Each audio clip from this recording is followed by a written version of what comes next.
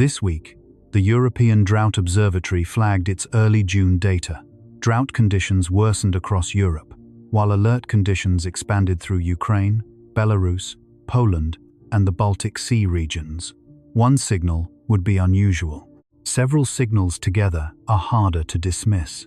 The European Drought Observatory said warning drought conditions remained stable or expanded in North. Copernicus reported that May had already brought drier than average conditions across large parts of Western, Central, and Eastern Europe. Persistent high pressure had limited rainfall. Unusually high temperatures had helped keep surface soil moisture low. The map was not only dry, it was losing recovery time, but that is not the most dangerous part. The headline is not only drought spreading across Europe. The hidden number is the moisture the ground failed to rebuild before summer demand arrived. This is not just a drought, this is a soil moisture recovery failure. So the question is no longer simply where Europe is dry. The question is, what happens when that missing moisture reaches the crop root, the river gauge, the reservoir, the irrigation pump, the power system, the food market, and the city? Like, subscribe, and comment where you are watching from. Because this map is not only showing drought, it is showing where system stress may appear first. At the start of June, the first thing to notice was not a cracked field or a dry riverbank.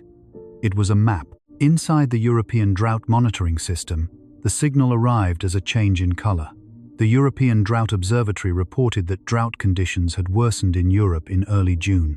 Alert drought conditions expanded through Ukraine, Belarus, Poland, and the Baltic Sea regions.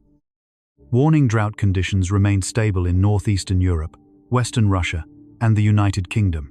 That sounds technical. It is supposed to sound technical. Operational systems do not panic. They change categories. But a category change can be the beginning of a much larger story. By the same period, Copernicus climate data was already describing the background. In May, large parts of Western and Central Europe and parts of Eastern Europe had experienced drier than average conditions.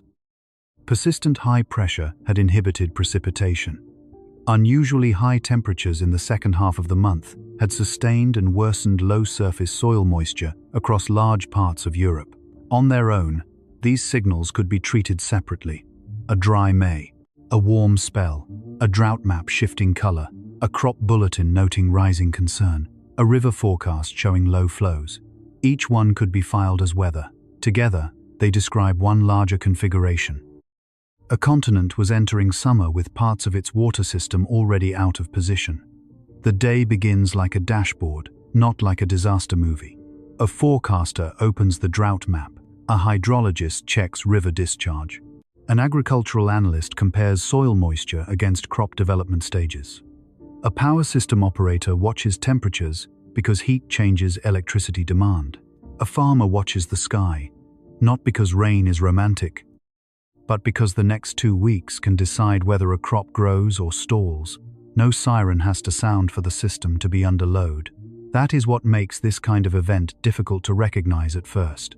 Drought does not always arrive as an impact. It arrives as missing recovery. It arrives as a rainfall deficit that does not refill the ground. It arrives as heat that does not merely warm the air, but pulls more water out of the surface. It arrives as a river that still exists, but carries less margin. It arrives as a field that still looks green from a distance, but is spending moisture it may not get back. This is not just a drought. This is a soil moisture recovery failure. And in early June, the warning zone was not only the south of Europe, where drought is easier for the public to imagine. The warning zone was the northeast. That matters because northeastern Europe has often been treated as a place with more seasonal water security than the Mediterranean. Poland, the Baltic region, Belarus, Ukraine, and nearby parts of the European plain are not always the first places viewers picture when they hear the word drought. The cultural image of drought is often brown hills, dry reservoirs, southern heat, and Mediterranean summers. But the operational map was telling a different story. The dry signal had moved into a region where agriculture depends heavily on the timing of spring and early summer moisture. It had moved into areas where winter crops, spring crops, grasslands, rivers, and groundwater connected quietly to food production and local economies. It had moved into the part of the year when water demand starts rising, not falling. That is the detail that changes the meaning of the day.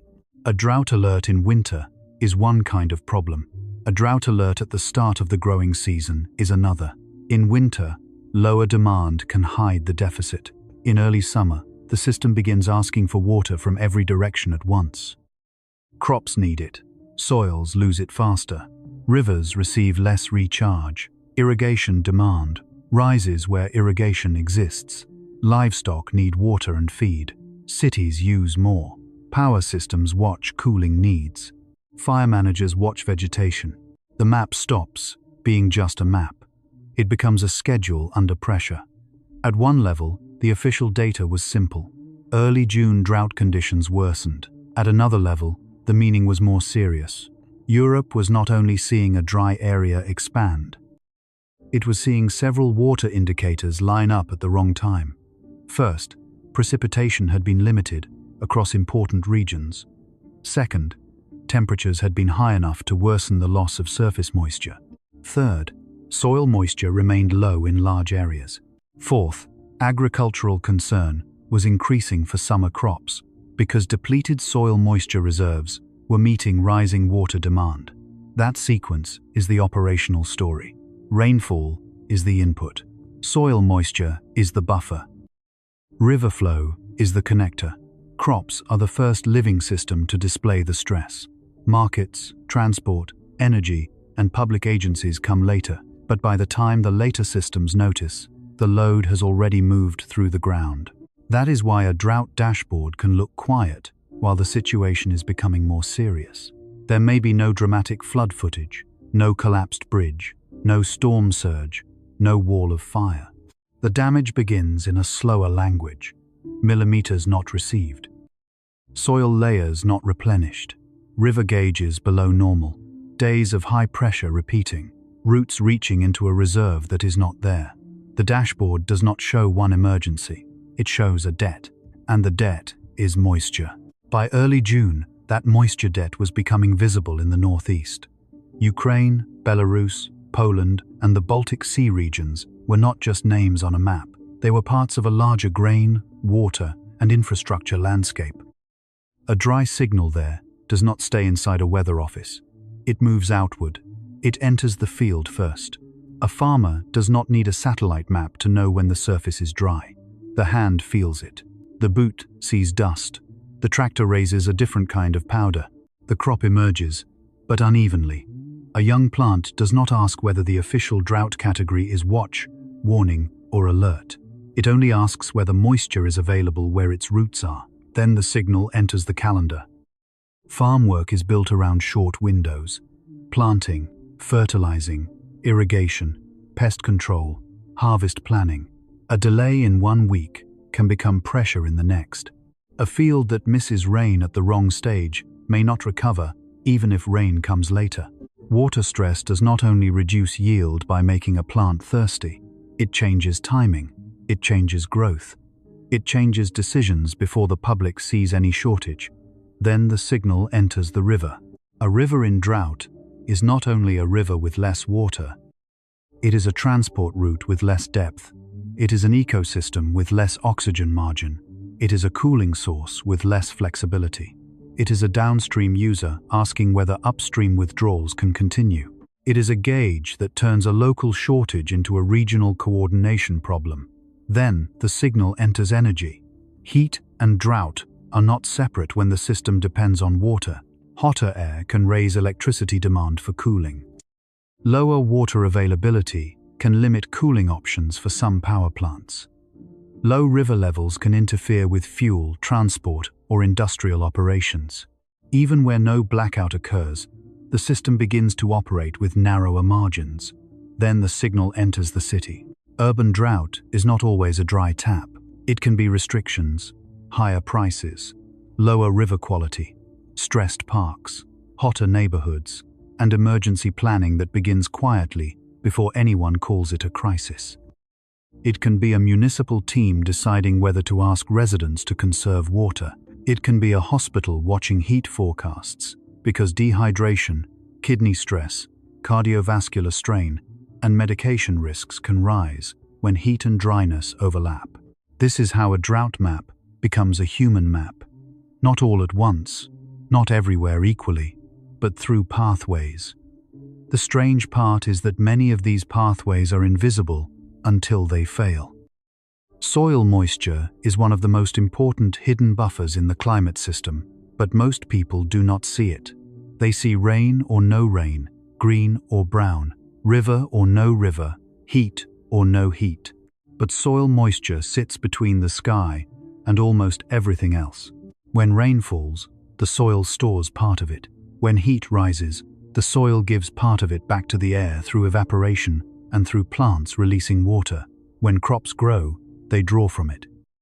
When rivers and groundwater connect to the landscape, soil moisture helps shape what moves through the basin.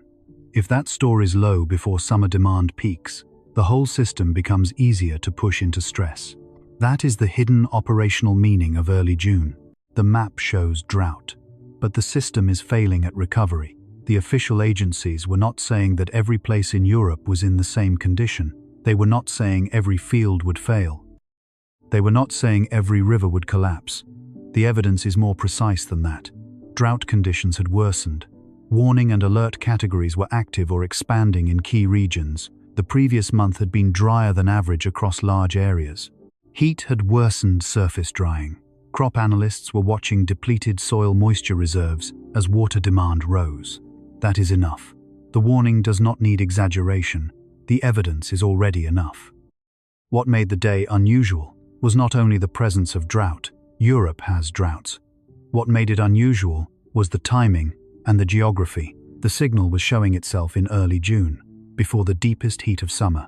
It was appearing across regions that connect to crop production, rivers, and continental supply chains. It was not simply a southern European summer story. It was becoming a northeastern warning, and the northeast matters for another reason. It sits inside a broader European water pattern that can shift quickly from too dry to too intense. When high pressure blocks rainfall for weeks, the ground dries. When the pattern breaks, rain does not always arrive gently. Dry soil can become hard at the surface. Heavy rain can run off faster.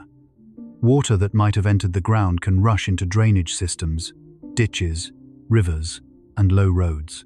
Drought and flood are not opposites in an operational system. They can be stages of the same instability. That is why a dry map should not make anyone look only for dry impacts. It should make them ask what happens next. What happens if the heat continues and demand rises? What happens if rain misses the main crop window? What happens if storms return too fast for dry ground to absorb them? What happens if river flows stay low, while cities, farms, power plants, and ecosystems all need the same shrinking buffer? These are not dramatic questions. They are operating questions. The dashboard asks them silently. In a control room, the most important signals are sometimes the least cinematic. A color change, a percentile, a below normal discharge, a forecast that does not show enough rain, a bulletin sentence saying concerns are increasing, a soil moisture graph that refuses to recover. None of these looks like a catastrophe by itself, but systems fail when small warnings align. By early June, the alignment was becoming hard to ignore. The European Drought Observatory showed worsening drought conditions. Copernicus had already described a dry May across broad parts of Europe. Persistent high pressure had limited rainfall. High temperatures had helped keep soil moisture low.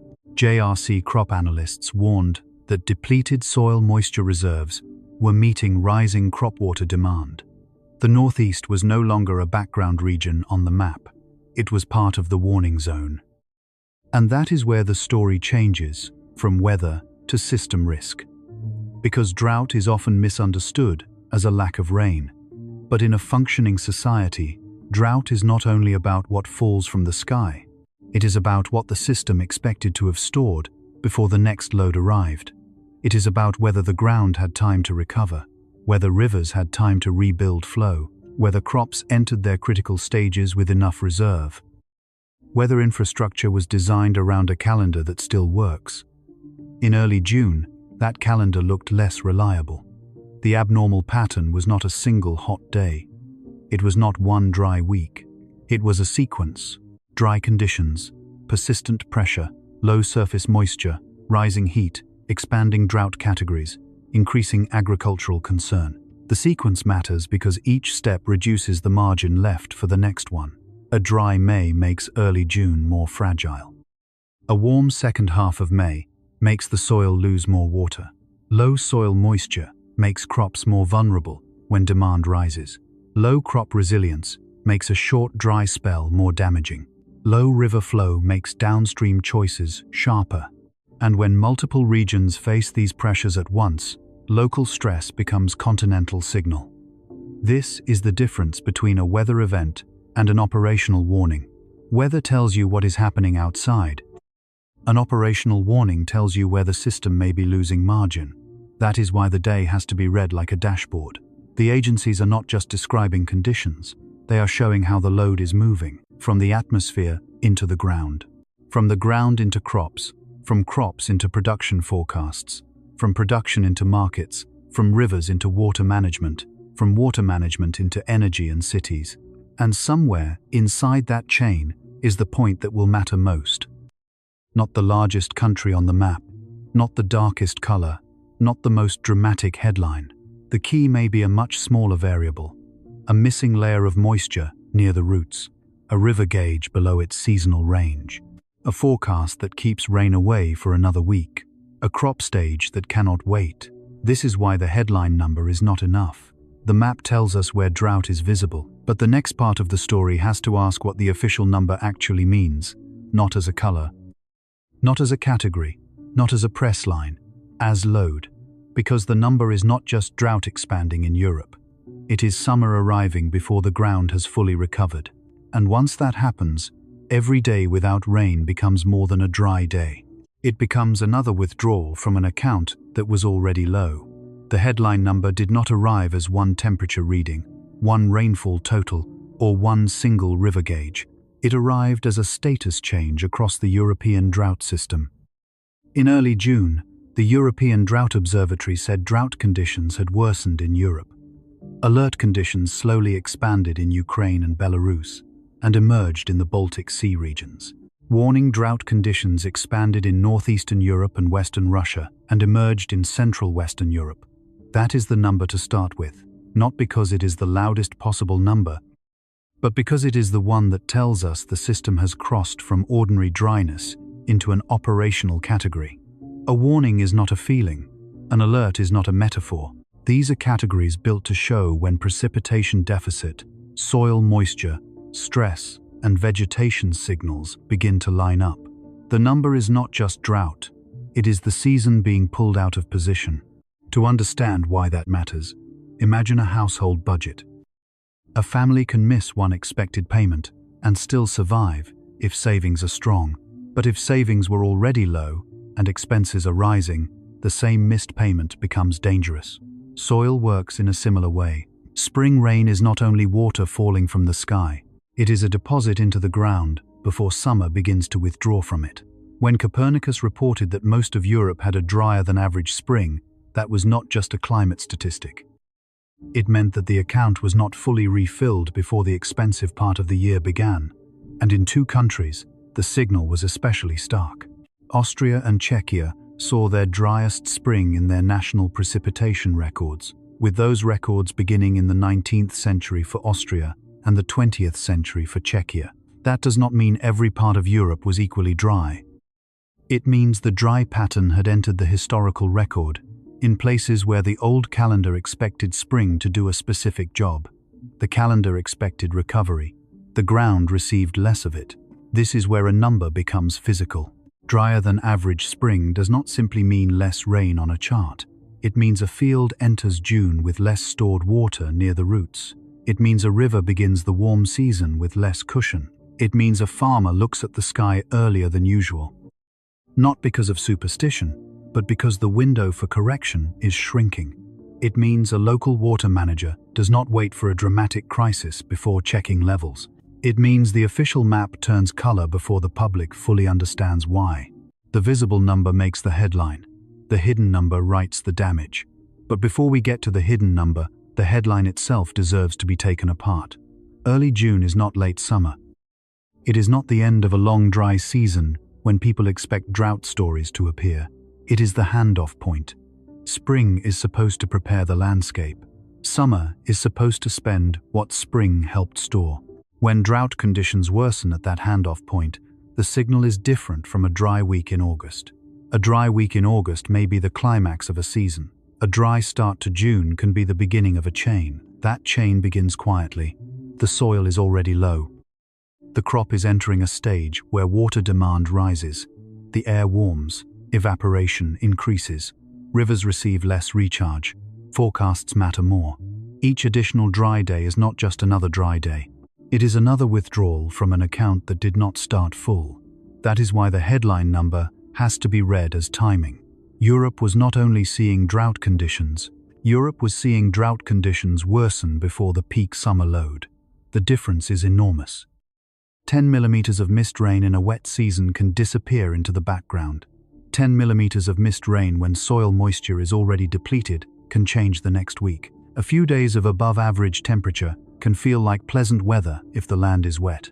The same few days over dry soil can accelerate moisture loss and raise crop stress.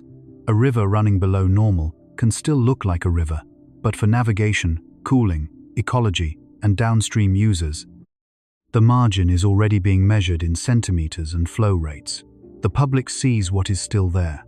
Operators watch what is missing. The headline number is not simply how dry Europe is. It is how much of the system has entered summer with less reserve than expected. That is why northeastern Europe matters in this story. A drought headline in Europe often pulls attention south. Spain, Italy, Greece, southern France, the Mediterranean basin. Those places have become familiar in drought coverage, but early June placed pressure across a broader and less expected part of the map. The northeast became a warning zone because drought categories were active or expanding in the very region where spring and early summer moisture support grain fields, grasslands, rivers, and local water systems. The map shows geography, but the real story is dependency. Crops depend on stored soil water. Livestock depend on grass and feed. Rivers depend on basin recharge. Towns depend on wells, reservoirs, and treatment systems. Power systems depend on enough water and enough grid margin when heat arrives. If the moisture reserve is low before demand rises, a region that looks stable from the outside can become fragile from the inside. And this is the detail that makes the headline number feel different. The official drought category is not only a description of current dryness, it is a warning about reduced flexibility. A flexible system can absorb a bad week. It can wait for the next rain. It can reroute water. It can delay a decision. It can protect yield. It can keep river use, energy demand, and agriculture from colliding too sharply. A system with less moisture has fewer choices. The same forecast becomes more consequential. The same heat becomes more damaging. The same rain delay becomes more expensive. The same crop stage becomes more exposed. In ordinary language, the land is dry. In operational language, the buffer is thinner. And when the buffer is thinner, small events become larger. This is why the headline number must be translated into everyday comparisons. Drought worsening in early June is like starting a long road trip with the fuel gauge already low and the next fuel station uncertain. It is like entering a hospital shift with too few beds before the ambulances arrive. It is like running a power grid during a heat wave with less spare capacity than the forecast assumes. Nothing has failed yet in the dramatic sense, but every next demand carries more weight. The number is not just a measurement. It is a warning about what will happen when the next load arrives. And the next load, in Europe, is summer. Summer is heat. Summer is crop water demand. Summer is evaporation. Summer is higher city water use. Summer is wildfire risk in dry vegetation. Summer is pressure on cooling systems. Summer is tourism, transport, energy, farms, rivers, and public health all moving at once. A drought category in that context is not isolated. It becomes a multiplier. That is the part many viewers miss when they hear the word drought. Drought is not simply the absence of water. It is the collision between water absence and timing. A dry month in the wrong place at the wrong stage can matter more than a larger deficit at a less sensitive moment. A crop does not experience a seasonal average. It experiences water at the moment its roots need it. A river does not experience a press release. It experiences inflow, evaporation, withdrawals, and temperature. A town does not experience a map color. It experiences restrictions, pumping costs, treatment challenges, and public pressure. The headline number becomes real when it leaves the dashboard and enters these decisions. In northeastern Europe, those decisions can appear first in agriculture, not as an immediate collapse, but as a tightening field of choices. Should a farmer wait for rain before applying fertilizer? Should irrigation be used now or saved for later?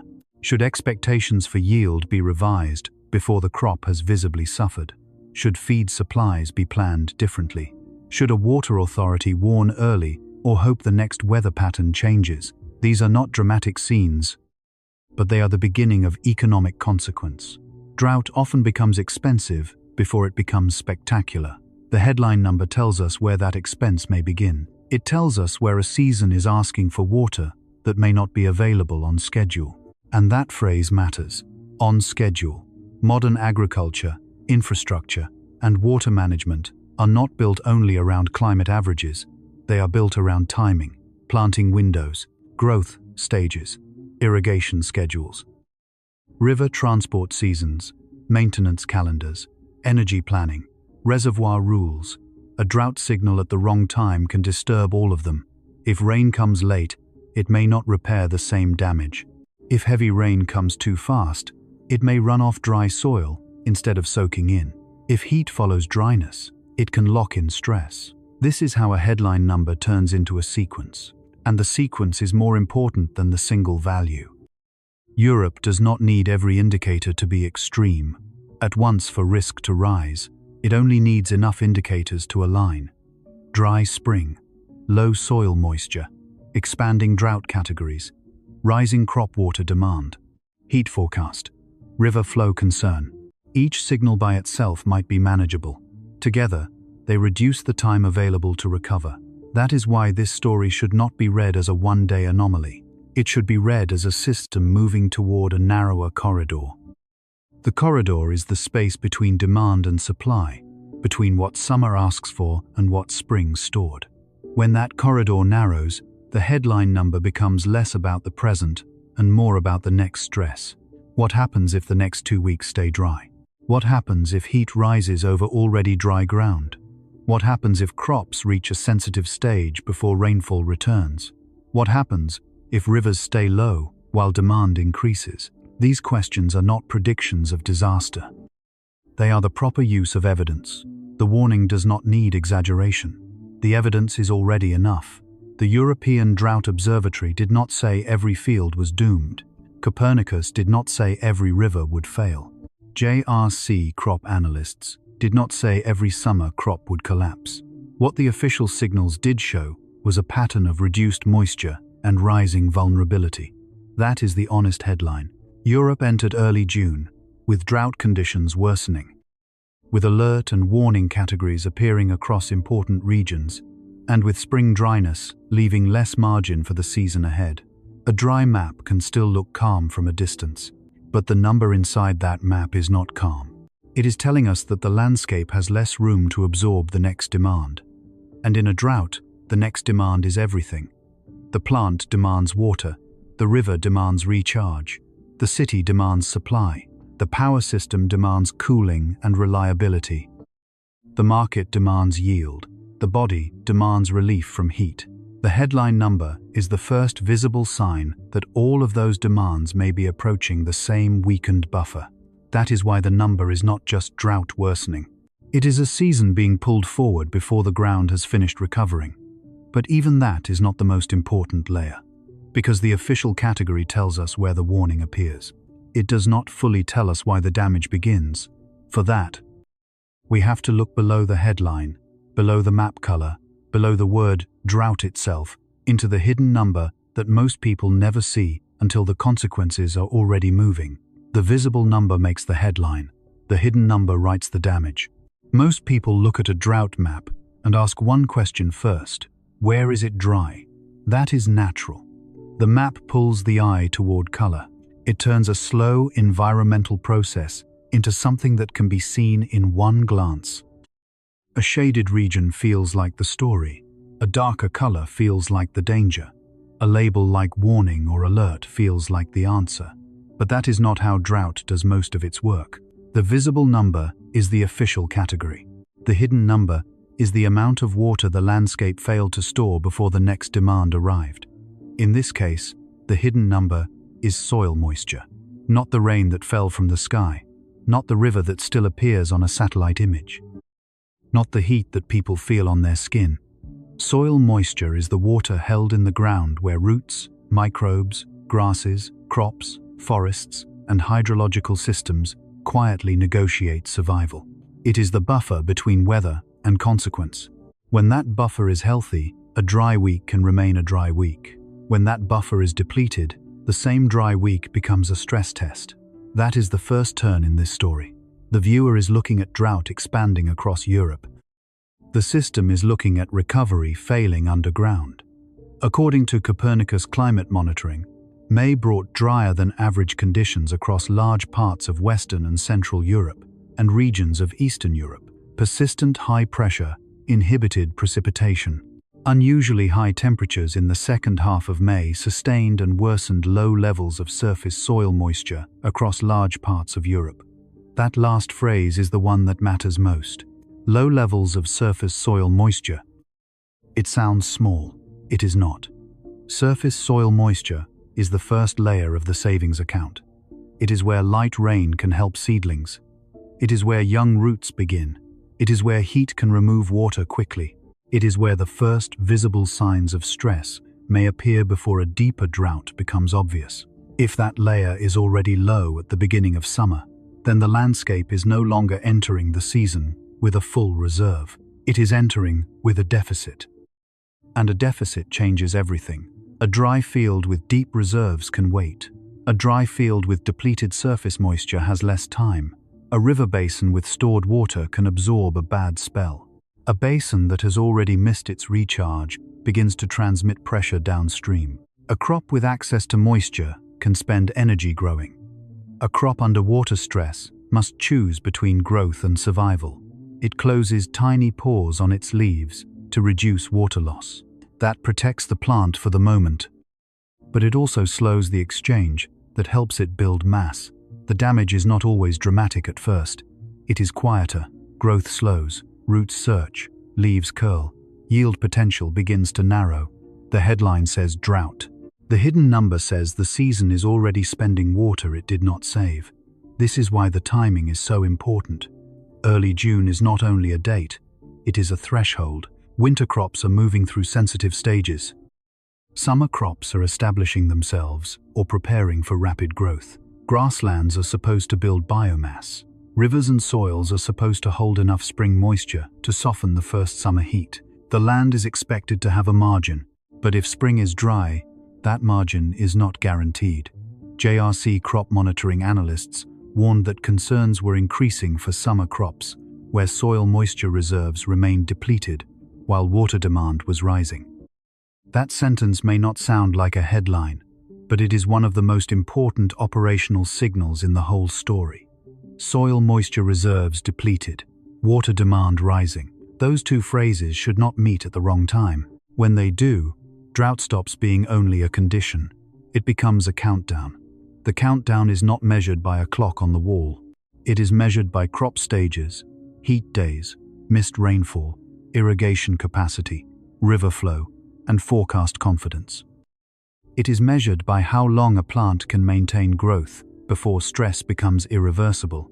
It is measured by how long a water manager can avoid restrictions. It is measured by how long a farmer can delay a decision without losing the window to act. And this is where the northeastern warning zone becomes more serious. In Ukraine, Belarus, Poland, and the Baltic Sea regions, the official map did not simply show dryness. It showed a region where alert conditions were expanding at a point in the season when the land should be gaining strength for summer. Northeastern Europe is not just a location on a map. It is a growing region, a river region, a grassland region, a region linked to grain, feed, local water supply, and transport corridors. When soil moisture there fails to recover, the stress does not stay in the soil. It begins to travel. It travels into a seedling first. A young plant does not have political boundaries. It does not know whether it stands in Poland, Western Ukraine, Belarus, or near the Baltic. It knows only whether water is present in the layer its roots can reach. If the surface is dry and deeper reserves are limited, the plant starts the season under negotiation. It can grow, but it cannot grow freely. It can survive, but survival is not the same as yield. Then the stress travels into the farmer's calendar. The calendar is tighter than most people realize. There are moments when fertilizer application makes sense, and moments when it becomes wasteful or risky. There are moments when irrigation can protect a crop, and moments when the water would arrive too late. There are moments when a field can recover after rain, and moments when the plant has already lost potential. In agriculture, timing can be as important as total rainfall. That is why the hidden number is not only how much moisture is missing. It is when that moisture is missing. A dry soil profile in early June is more than a dry soil profile. It is a warning that the crop is meeting the expensive part of the season before the account has been refilled. It is like beginning a workday, already exhausted. The body can still function, but every task costs more. A field can still look alive, but every warm day pulls more from a reserve that may not be there. Then, the stress travels into rivers. The public often sees river drought too late. A river may still look normal from a bridge. Water still moves, boats may still pass, birds still gather. The surface does not announce the missing volume, but a hydrologist looks differently. Flow matters, discharge matters, depth matters, temperature matters.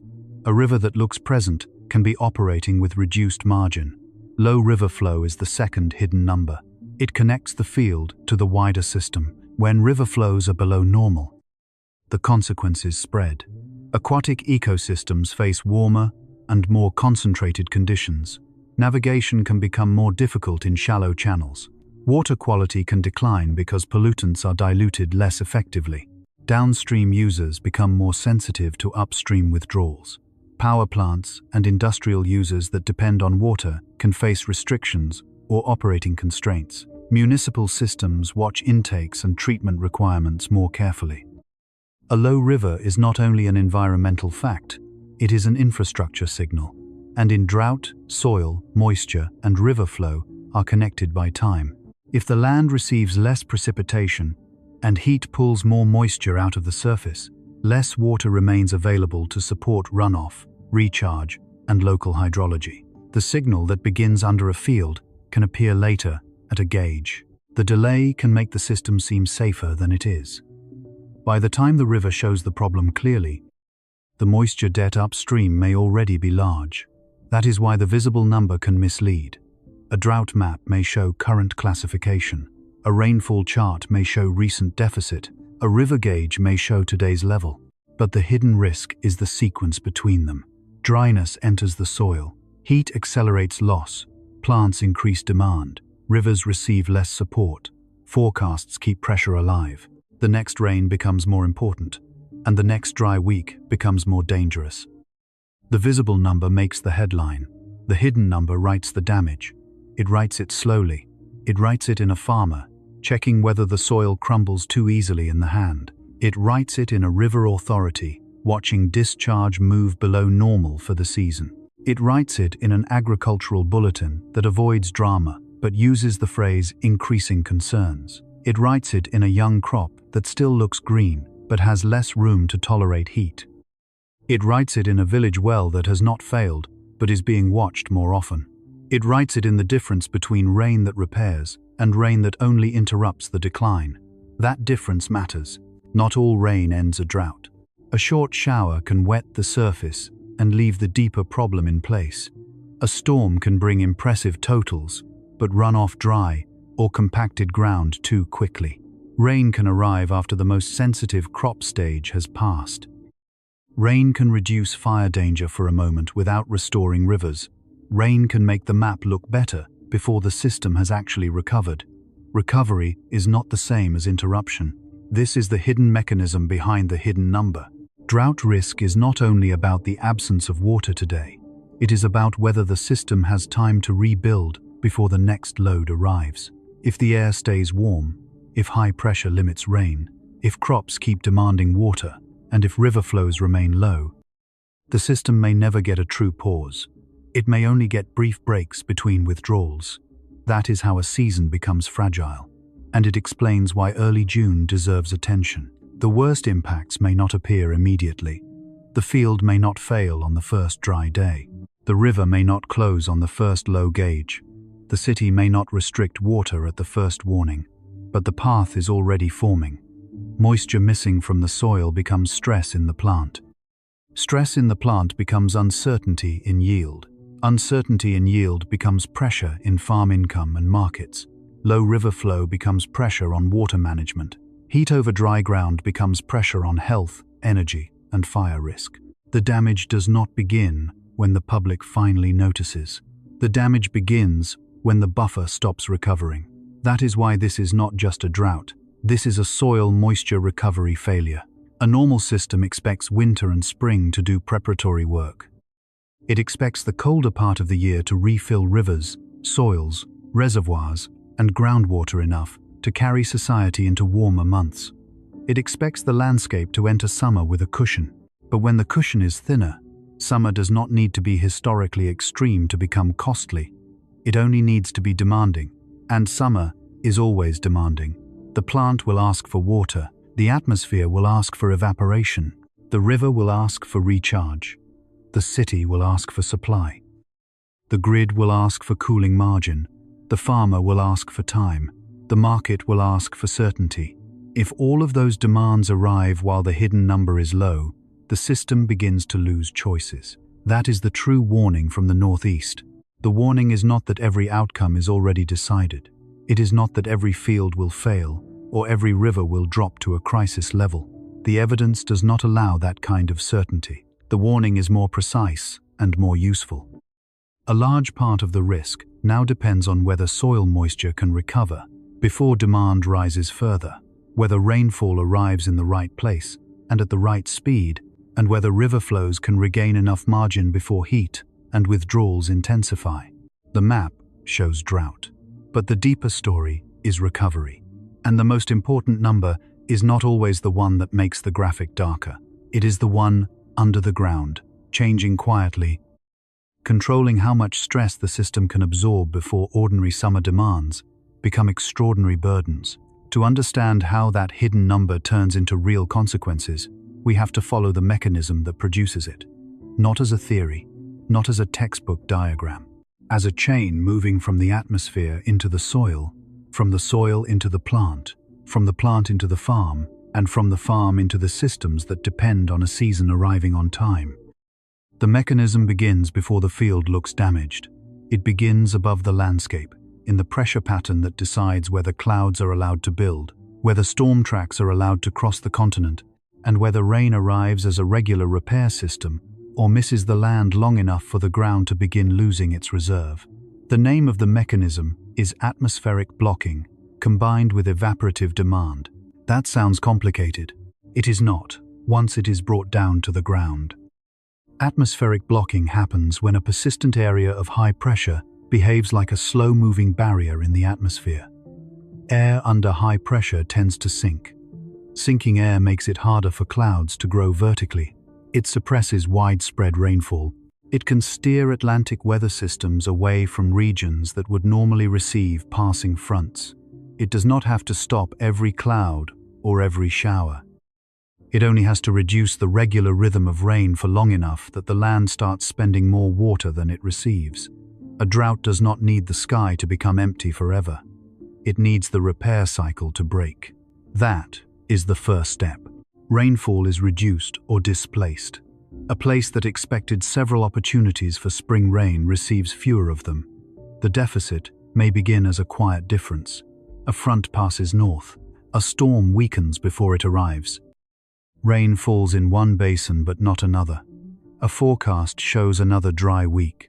Nothing looks catastrophic yet, but the soil is already counting. Then heat enters. High pressure often brings clearer skies and more sunshine. More sunshine warms the surface. Warm air can increase the atmosphere's demand for moisture. The phrase evaporative demand simply means how strongly the air pulls water from the land. When the air is warm, dry, sunny, or windy, it asks for more water. If water is available, more of the sun's energy can go into evaporation and plant transpiration. If water is not available, more of that energy goes into heating the surface and the air near it. That is the second step. The atmosphere does not just fail to refill the ground, it begins withdrawing from it. This is why a dry spell with heat is not the same as a dry spell without heat. A cool, cloudy, dry week may reduce rainfall, but it may not pull water as aggressively from the surface. A warm, sunny, dry week can work on the landscape from both directions. No rain comes in, more water goes out. The account falls faster. This is not just a drought. This is a soil moisture recovery failure. Copernicus described this pattern in simple operational language. Persistent high pressure inhibited precipitation in large parts of Europe. Unusually high temperatures in the second half of May sustained and worsened low levels of surface soil moisture. That is the mechanism in one sentence. The sky blocked the refill. The heat enlarged the withdrawal. The soil carried the consequence. But the mechanism does not stop at the surface. It moves downward. At first, the upper layer of soil dries. This is the layer that responds quickly to weather. It can be helped by rain, but it can also lose moisture quickly under sun and heat. For a young crop, that top layer matters because early roots are not yet deep enough to reach safer reserves. For grasslands, it matters because growth depends on near-surface moisture. For microbes and soil structure, it matters because biological activity changes when water becomes scarce. A dry top layer is not only dust, it is a changed operating environment. Seeds may germinate unevenly. Seedlings may struggle to establish. Plants may slow their growth. A field may still look green from the roadside, but the green is no guarantee of safety. Plants can remain alive, while yield potential is already narrowing. This is one of the most dangerous misunderstandings about drought. The public often waits for brown fields. The plant begins responding much earlier. The plant's first response is defensive. When water is available, a plant opens tiny pores on its leaves, called stomata. Through those openings, it exchanges gases and releases water vapor. That release helps cool the plant and supports photosynthesis, the process by which it builds mass. When water becomes limited, the plant closes those pores to reduce loss. That helps it survive. But survival comes with a cost. Less exchange means less growth. Less growth can mean fewer kernels, smaller grains, weaker biomass, or lower resilience when the next heat event arrives. This is how invisible moisture becomes visible yield. Not immediately, not everywhere, but through accumulated decisions made by the plant itself. Then the mechanism moves deeper into the field. If the dry period continues, roots search farther. In some soils, deeper moisture may still protect the crop. In others, the profile may already be depleted because spring did not recharge it enough. Soil type matters. Sandy soils lose water faster. Clay soils may hold more water but can become difficult for roots when they dry. Compacted soils can limit infiltration when rain finally returns. Land cover matters. Crop stage matters. The timing of each missed rainfall matters. That is why drought is never one simple number. It is a relationship between atmosphere, soil, plant, and calendar. The calendar is the part people underestimate. A field can survive a deficit at one stage and be harmed by the same deficit at another. A crop entering flowering or grain filling is not asking for water in the same way as a dormant field. Summer crops establishing themselves are not asking for water in the same way as mature crops near harvest. This is why JRC crop analysts warned that concerns were increasing for summer crops. where soil moisture reserves remained depleted while water demand was rising. The problem was not just the lack of water. The problem was the timing of the demand. Demand was rising into a depleted reserve. That is the third step. The atmosphere creates the deficit. The soil carries the deficit. The plant turns the deficit into biological stress. Then the mechanism moves outward. From the plant, it enters the farm. A farmer may see the first signal in uneven emergence, slower growth, curling leaves, lighter color, dust behind machinery, or a soil surface that breaks apart too easily. None of those details makes a global headline, but they change decisions. Should fertilizer be applied now if the crop cannot use it efficiently? Should irrigation begin earlier if water is available? Should water be saved for a later stage? Should yield expectations be adjusted? Should feed be bought before prices move? Should a field be replanted, protected, or abandoned? The drought is not only in the weather, it is in the choices the weather forces. Then the mechanism moves from the field into the basin. A basin is the land area that drains into a river. When rainfall is reduced and soil moisture is depleted, less water is available to move through the basin. Some rain, if it comes lightly and slowly, can infiltrate and help rebuild stores. But if rain arrives late and intense, dry or compacted soil may absorb less of it at first. More water can run across the surface. That can create another problem. The same landscape can be dry and still vulnerable to flash flooding if heavy rain returns too fast. That is the strange truth. Drought and flood are not always opposite stories. They can be connected by a broken timing system. A healthy wet soil can absorb, store, and slowly release water. A dry, stressed soil may not perform that job as well in the first moments of a sudden storm. A river basin that needed gentle recharge may receive a fast pulse instead. Drains, ditches, small streams, and low roads may be tested by water that the ground did not take in quickly enough. That does not mean every drought creates a flood. It means the mechanism can swing between shortages and overload when timing fails. This is why operational systems watch more than rainfall totals. They watch intensity, soil condition, river flow, forecast sequence, catchment response. 100 millimeters over several weeks can be relief. 100 millimeters in a few hours can be a drainage problem. The same water amount has different meaning, depending on speed, surface condition, and infrastructure design. But in the current drought story, the dominant signal moves through low flow. Copernicus reported below average river flow across much of Central and Eastern Europe in May, including major basins such as the Rhine, Danube, Vistula, Dnieper, and Baltic catchments. A river basin does not become stressed only when the riverbed is exposed. It becomes stressed when the margin between normal use and available flow narrows. This is the fourth step. The soil moisture deficit becomes a river margin problem. A river is not just water in motion. It is a corridor for transport. It is a source for irrigation. It is a cooling system for some industries and power plants. It is habitat. It is a dilution system for treated wastewater. It is a boundary, a supply line, and a signal. When flow drops, every user becomes more aware of every other user. Upstream choices matter more. Downstream conditions become more sensitive. Temperature rises can reduce oxygen in water. Shallow levels can limit navigation. Reduced dilution can pressure water quality. What began as blocked rain above the landscape now becomes a management question inside the river network. Then the mechanism moves into energy. This part is easy to miss because drought is often discussed as a farm problem, but heat and water connect to power systems. When heat rises, electricity demand can increase as cooling demand rises.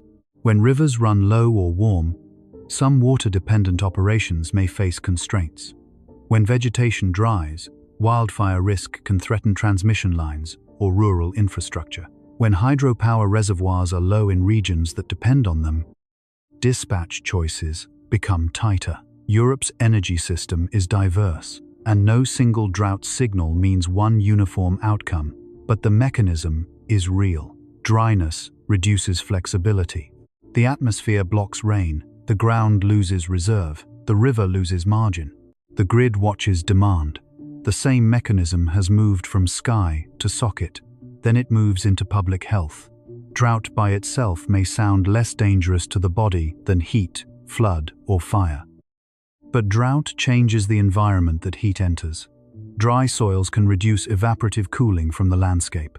Vegetation stress can change local heat conditions. Dust can worsen air quality in some places. Wildfire risk can introduce smoke when fuels dry and winds align. Water restrictions can affect hygiene, cooling, and vulnerable households. Food prices can rise if crop stress becomes widespread. Health does not receive climate as a chart. It receives it as heat in a room, dust in the air, medication taken in a dehydrated body, a longer workday under sun, a clinic visit after a fainting episode, or a household budget squeezed by food and energy costs. The body does not experience atmospheric blocking. The body experiences load. That load can begin far away from the body. It begins in the sky. It becomes a dry surface. It becomes a stressed crop. It becomes a lower river. It becomes a water restriction. It becomes a higher food bill. It becomes a hotter apartment. It becomes a hospital admission when heat, age, illness, and dehydration align. By the time it is visible, the system is already carrying load. This is the core of the mechanism. A drought is not one missing rainstorm. It is a chain of failed replenishment. The longer the chain continues, the more sectors are pulled in. Agriculture comes first because crops are directly tied to soil moisture. Rivers follow because basins integrate what the land has received and lost. Energy follows because heat, cooling, water, and infrastructure are linked. Public health follows because bodies live inside buildings, work schedules, water systems, food prices, and air quality. And the chain does not move evenly. Some regions will absorb the stress better than others. A place with deeper soils, better water management, diversified crops, strong monitoring, and timely rainfall may recover. A place with shallow soils, limited irrigation, high exposure, or a critical crop stage may suffer more quickly. The same atmospheric pattern can produce different impacts because infrastructure and vulnerability are not evenly distributed. That is why the map is only the beginning. The map shows where the atmosphere and land are out of balance. It does not show every household. It does not show every irrigation pump. It does not show every elderly person in a hot apartment. It does not show every river intake, every feed contract, every shallow well, every farm loan, every delayed planting decision. But the mechanism can reach all of them through pathways. To see it clearly, follow one pathway all the way down, from the atmosphere into high pressure, from high pressure into fewer rain events, from fewer rain events into low soil moisture, from low soil moisture into a stressed crop, from a stressed crop into a farmer's decision, from that decision into yield uncertainty, from yield uncertainty into prices, feed, and income, from the same dry basin into lower river flow, from lower river flow into water management, transport, ecology, and energy constraints. This is not a weather story anymore. It is a load transfer. The atmosphere transfers load to the ground transfers load to plants. Plants transfer load to farms. Farms transfer load to markets. Rivers transfer load to infrastructure. Infrastructure transfers load to households. Each transfer may look small at first, but systems become fragile when many small transfers occur at the same time. That is what makes the northeastern warning zone important. It is not only that drought appeared there, it is that the mechanism was arriving at the start of the period when water demand grows. A region can manage a deficit when demand is low. It is harder when demand rises. It is harder when high pressure persists. It is harder when heat increases evaporation. It is harder when rivers are already below average. It is harder when the crop calendar cannot wait for politics, budgets, or public attention. The mechanism does not ask whether the region is ready. It moves. It moves through a field before the field looks ruined. It moves through a river before the river looks empty. It moves through a farm budget before a shopper sees the price. It moves through a power forecast before the grid is visibly strained. It moves through a body before the emergency room fills. That is why the explanation matters. Fear alone does not help. Understanding does. If this were only a dry map, the response would be simple. Wait for rain. But the mechanism shows why the answer is more complicated. Rain must arrive in the right places. It must arrive at the right time. It must arrive in a form the soil can absorb. It must arrive before crop stress crosses a threshold. It must rebuild river flow enough to restore margin. It must interrupt not only dryness, but the sequence of load transfer. That is a much higher standard than a wet afternoon. A passing shower can change the surface. It may not repair the system. A week of useful rain can help. But if summer heat returns quickly, the reserve may fall again. Recovery requires time, distribution, and absorption. It requires the system to refill faster than it is being drained. That is the mechanism behind the warning. The drought begins above the map. It moves through the air as blocked rainfall. It moves through heat as increased atmospheric demand. It moves through the surface as declining soil moisture. It moves through roots as crop stress. It moves through rivers as low flow. It moves through infrastructure as reduced flexibility. It moves through people as decisions, costs, and physical strain. The event is visible outside. The damage begins inside. And once that is understood, the next question becomes much more personal. What does this mechanism look like when it passes through one life, one room, one field, one workday, one family, one body standing at the edge of a season that has already started short of water? The body does not experience drought as a map. It experiences drought as a decision made before breakfast. Imagine a farmer in eastern Poland, outside a small town where the fields are flat enough that the sky feels close. He does not begin the morning with a speech about climate. He begins with the same routine he has repeated for years.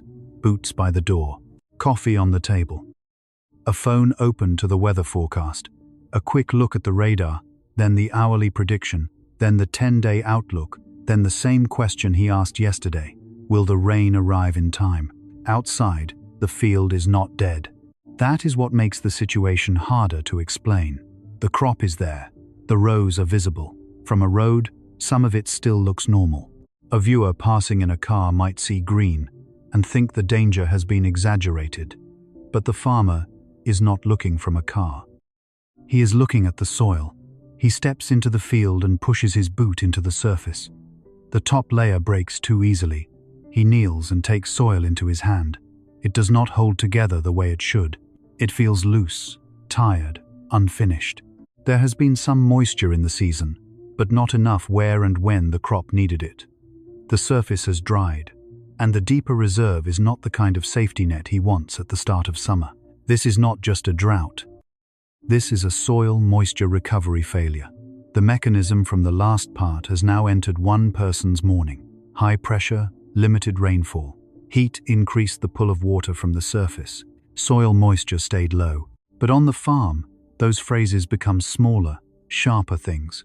A field that may need rain before fertilizer can be used well. A crop that may survive but not reach its potential. A forecast that no longer feels like information, but like a judge. The farmer checks the leaves.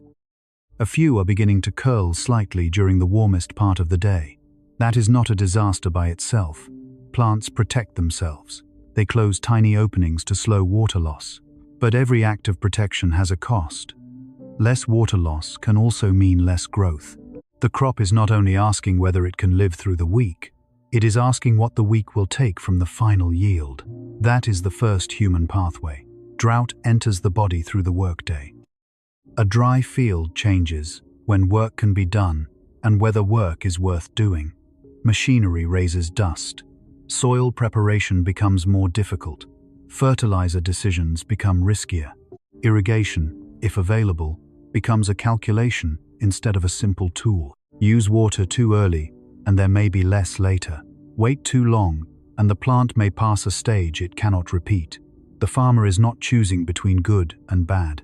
He is choosing between uncertain and more uncertain.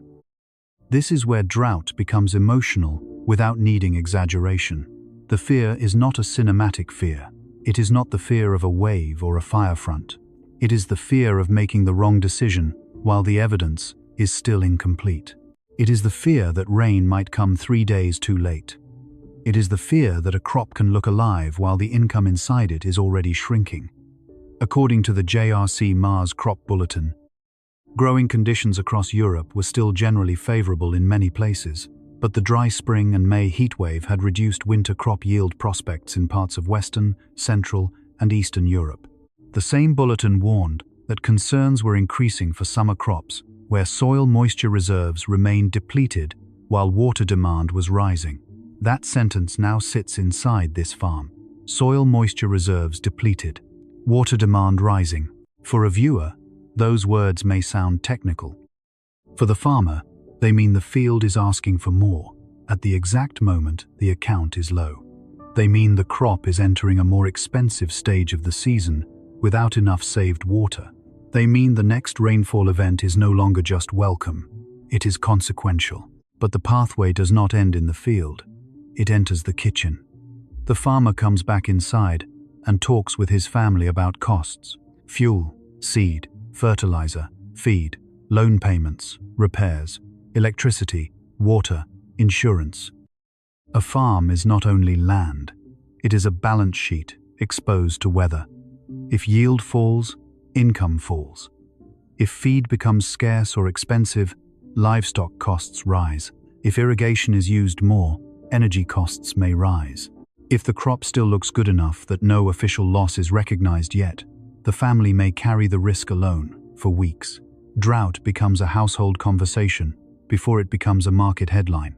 That is the second pathway, from soil into income. A missing layer of moisture does not stay in the ground. It moves into planning. It moves into whether a family delays buying equipment, whether a loan feels heavier, whether a young person looks again at leaving farming, whether an older farmer wonders how many more seasons can be managed when the calendar keeps shifting. This is not abstract vulnerability. It is the pressure of uncertainty repeated year after year. And the most difficult part is that the event has not fully happened yet. The crop has not failed. The official forecast may still show yields near average in some regions.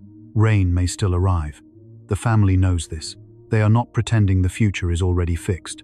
But uncertainty itself is a load.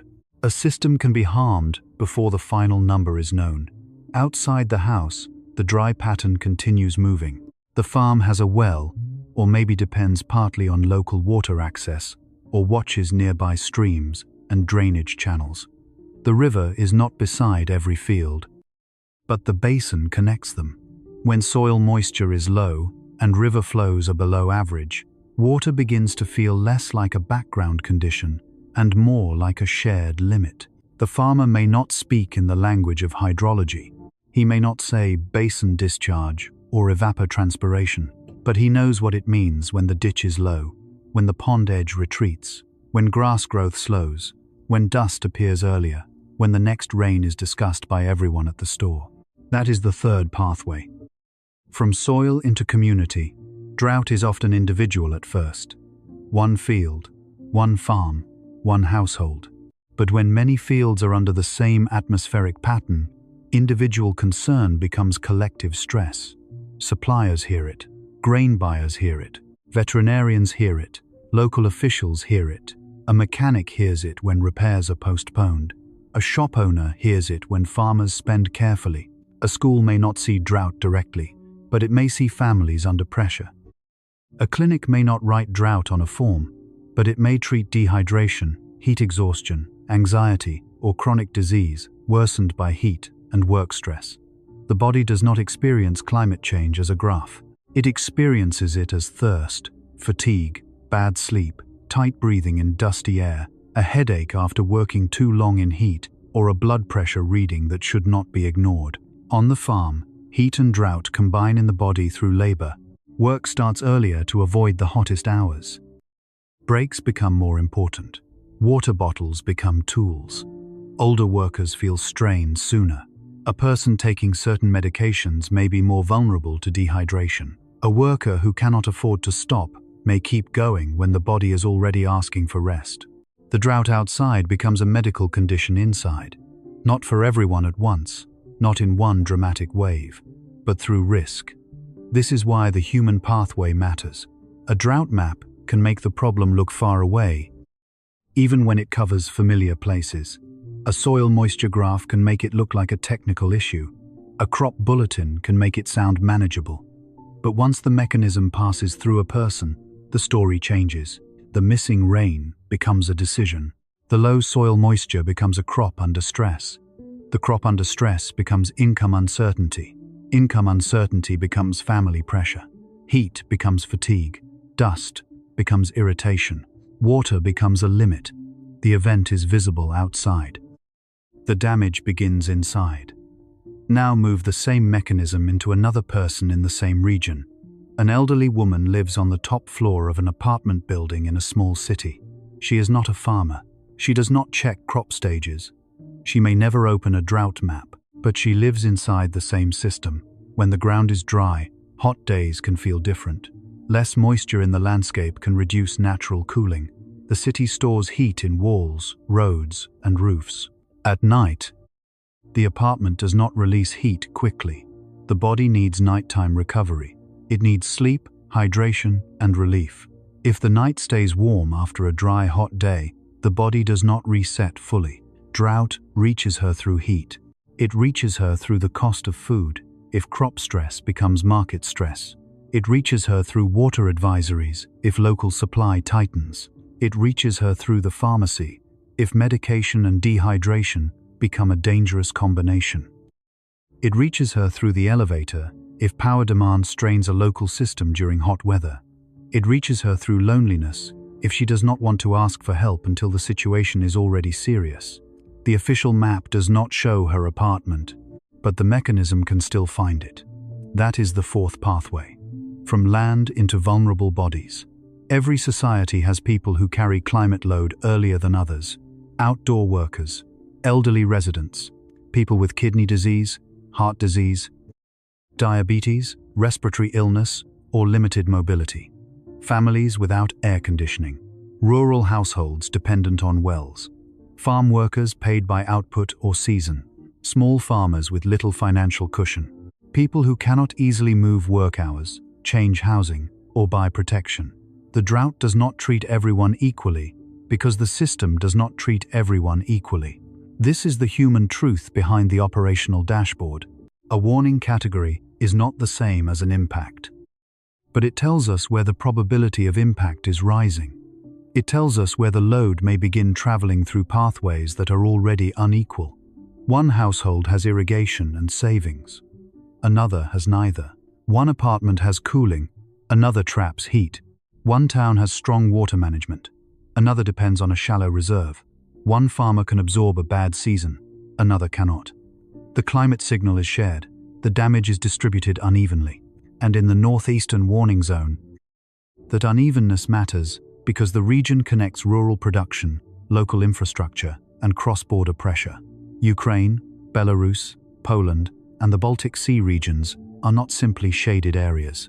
They are places where people plant, work, ship, store, buy, sell, and care for one another. When drought enters those systems early in the season, it does not wait for a final disaster declaration.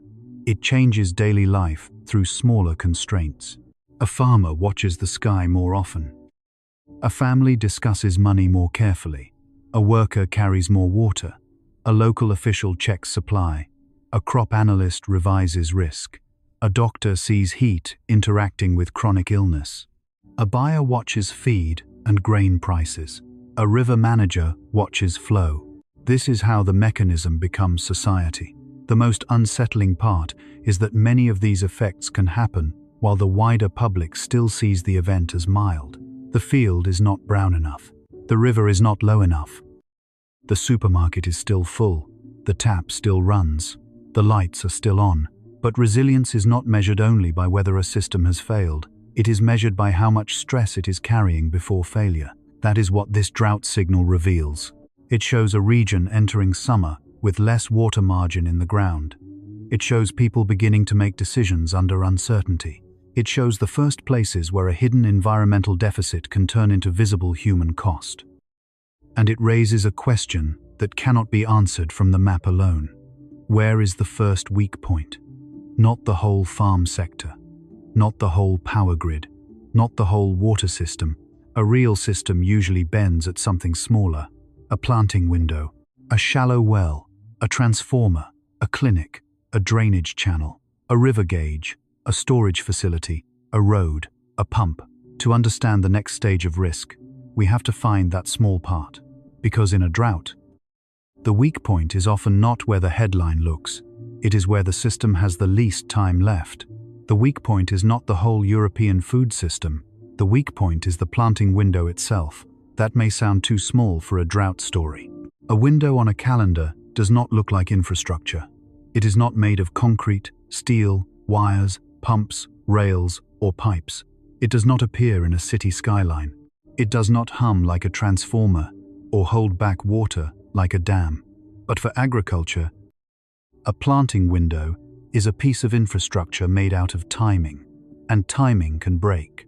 A planting window is the short period when soil temperature, soil moisture, machinery access, seed choice, labor, fertilizer planning, weather forecasts, and crop biology all have to line up. It is the moment when a farmer asks the land to begin a season. If the soil is too cold, the seed waits or fails. If the soil is too wet, the machinery damages the field or cannot enter at all. If the soil is too dry, germination becomes uneven and roots begin life under stress. If the window is missed, every later decision starts from a weaker position. The weak point is not the whole system. The weak point is a few weeks when the ground must be ready. In a normal year, that window is already difficult. Farming is never as simple as putting seed into soil. The farmer needs a field that can carry machinery without compaction.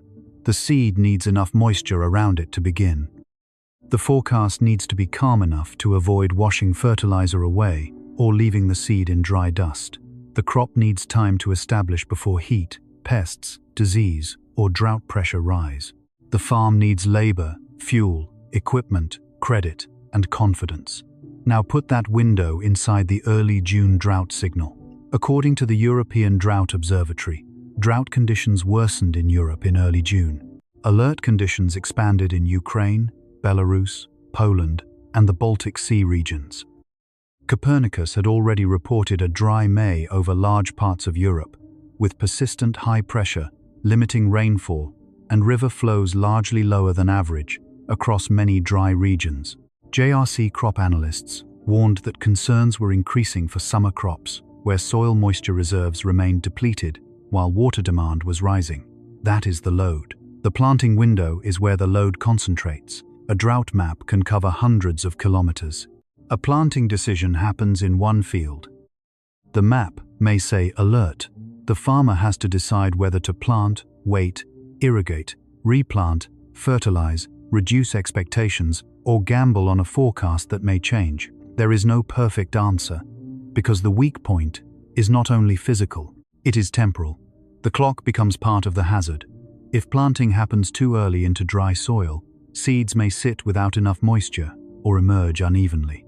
If planting is delayed while waiting for rain, the crop may lose growing time. If rain arrives suddenly and heavily, the window may close again because the field becomes too wet for machinery. If the farmer plants after that, the crop may enter summer heat at a more vulnerable stage. Every choice carries risk, and each risk is shaped by the missing moisture that should have been stored before the season began. This is why drought is not just a water shortage, it is a schedule failure. A system built around expected seasonal timing begins to lose coordination. Spring is supposed to refill. Early summer is supposed to support establishment and rapid growth. Later summer is supposed to carry crops through sensitive stages with at least some reserve. But when spring is dry and early summer begins with low soil moisture, the schedule shifts under everyone.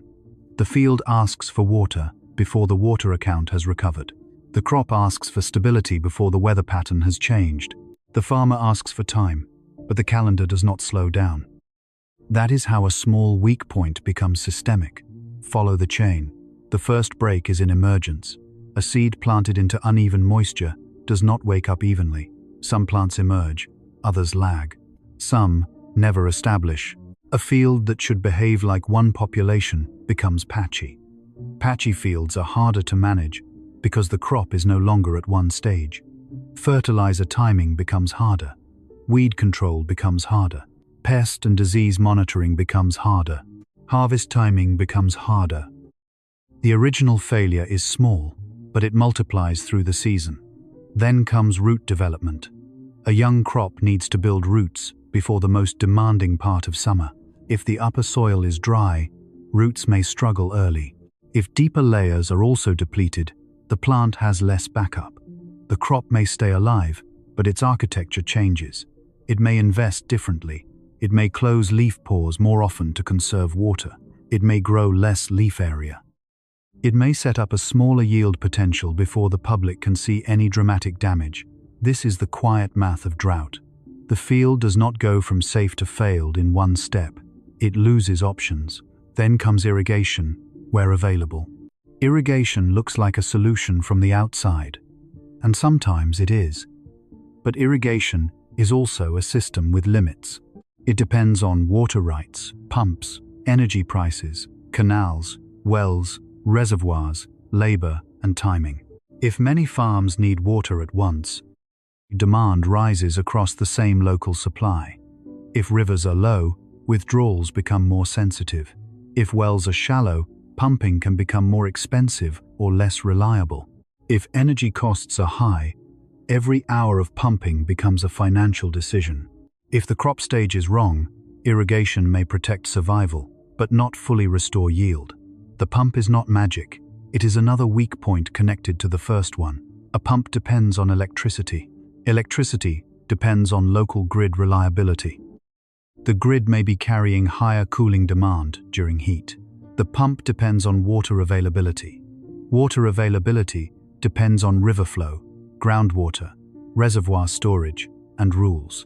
The farm depends on whether using water now leaves enough for later. One field decision becomes a shared basin question. This is how the weak point expands. The planting window leads to the irrigation window. The irrigation window leads to the river. The river leads to water management. Water management leads to the town, the factory, the ecosystem, the power system, and the next farm downstream. The weak point is small, only at the beginning. Now consider the farmer who does not have irrigation. For rainfed agriculture, the planting window is even more exposed. There is no pump to compensate. The seed is placed into the soil with a bet on the sky. If rain comes in the right amount, within the right number of days, the field can recover. If rain misses the window, the crop starts under stress.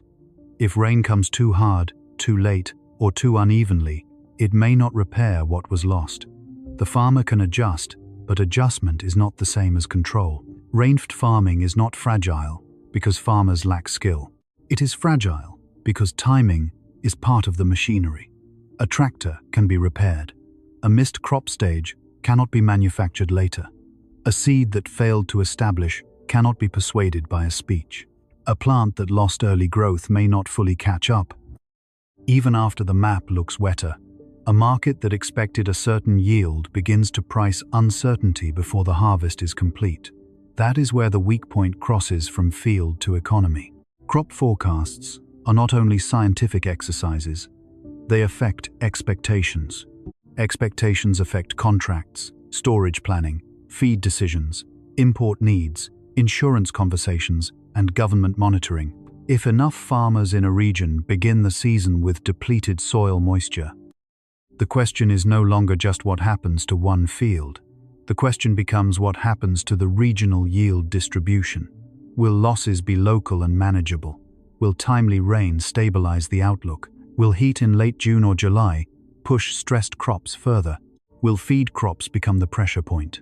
Will livestock producers face higher costs? Will grain buyers adjust early? The planting window becomes a market signal, and the market signal becomes a household signal.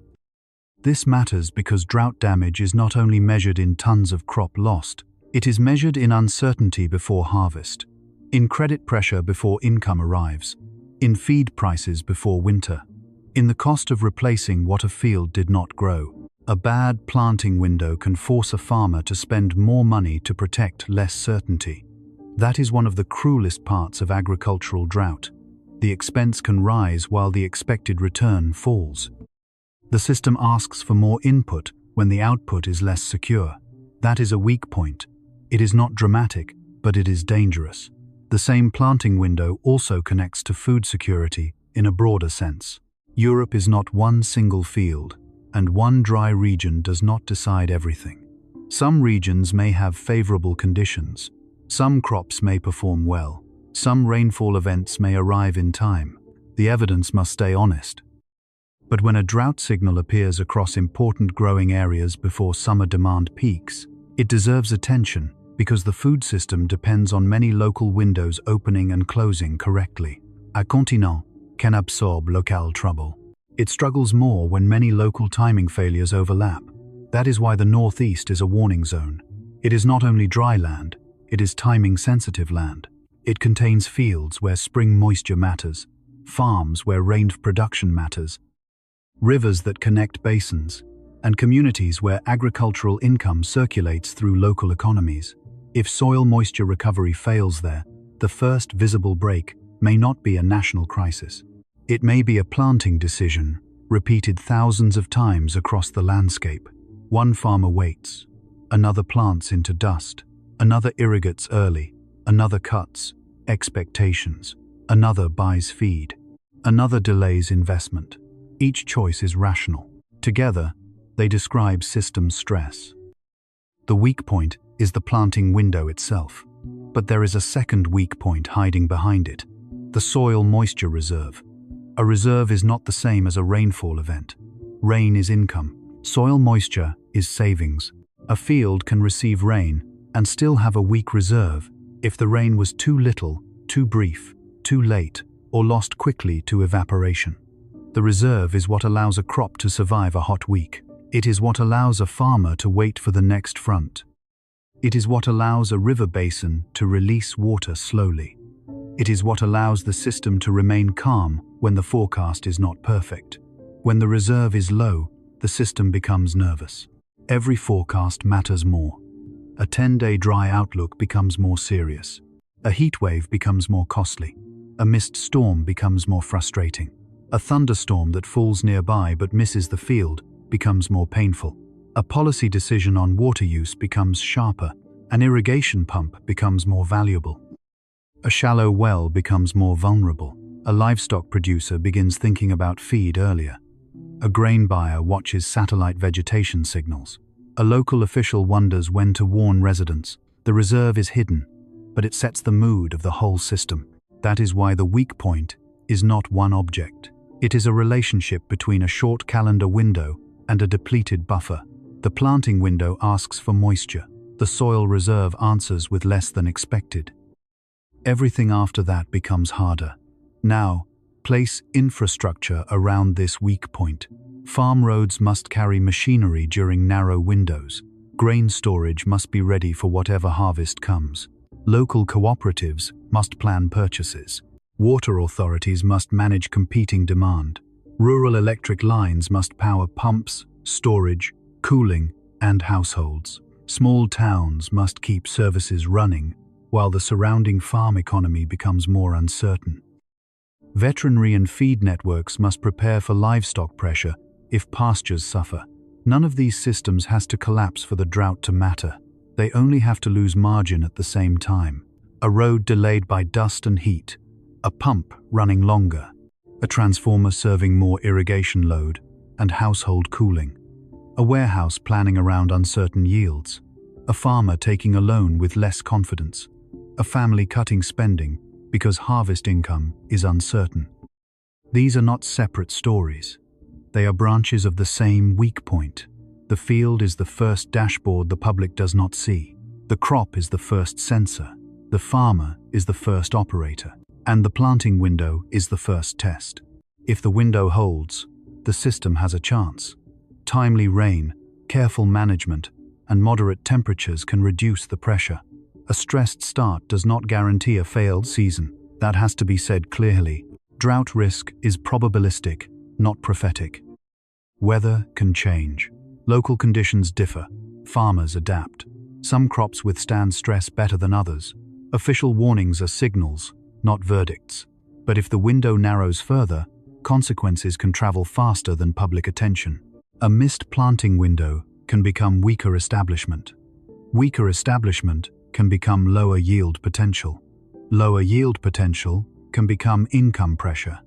Income pressure can become reduced spending. Reduced spending can become local economic drag. Low soil moisture can become higher irrigation demand. Higher demand can become water and energy stress. Low river flow can become transport, ecology, or cooling constraints. Heat over dry ground can become health risk. The chain is not guaranteed, but it is available. That is what makes a weak point dangerous. It does not break every time. It creates a pathway for failure when the next load arrives. And the next load is already visible. Summer heat, rising crop demand. Lower river flows in many dry regions. Forecast uncertainty, expanding drought categories. A landscape that did not fully recover before the season asked more of it. This is not just a drought, this is a soil moisture recovery failure. And the weak point is where that failure becomes operational. Not in a distant climate statistic, but in the narrow moment when a seed needs water, a farmer needs confidence, a pump needs supply, a river needs flow, and the calendar refuses to pause. The map shows drought across regions. The system is failing at timing. That is the detail that changes everything, because once the planting window is stressed, the story no longer stays in June. It moves toward harvest. It moves toward storage. It moves toward feed. It moves toward prices. It moves toward the next season. It moves toward a question Europe has asked before, during a much larger drought. When rivers ran low, crops suffered, energy systems felt pressure, and the continent learned that water stress does not stay politely inside the weather forecast. To understand why this warning cannot be dismissed, we have to look back at the precedent that already left evidence behind. This is not speculation. A version of this mechanism has already left evidence behind. Europe has seen what happens when the moisture reserve fails. Heat arrives, rivers lose margin, and drought stops being only a field problem.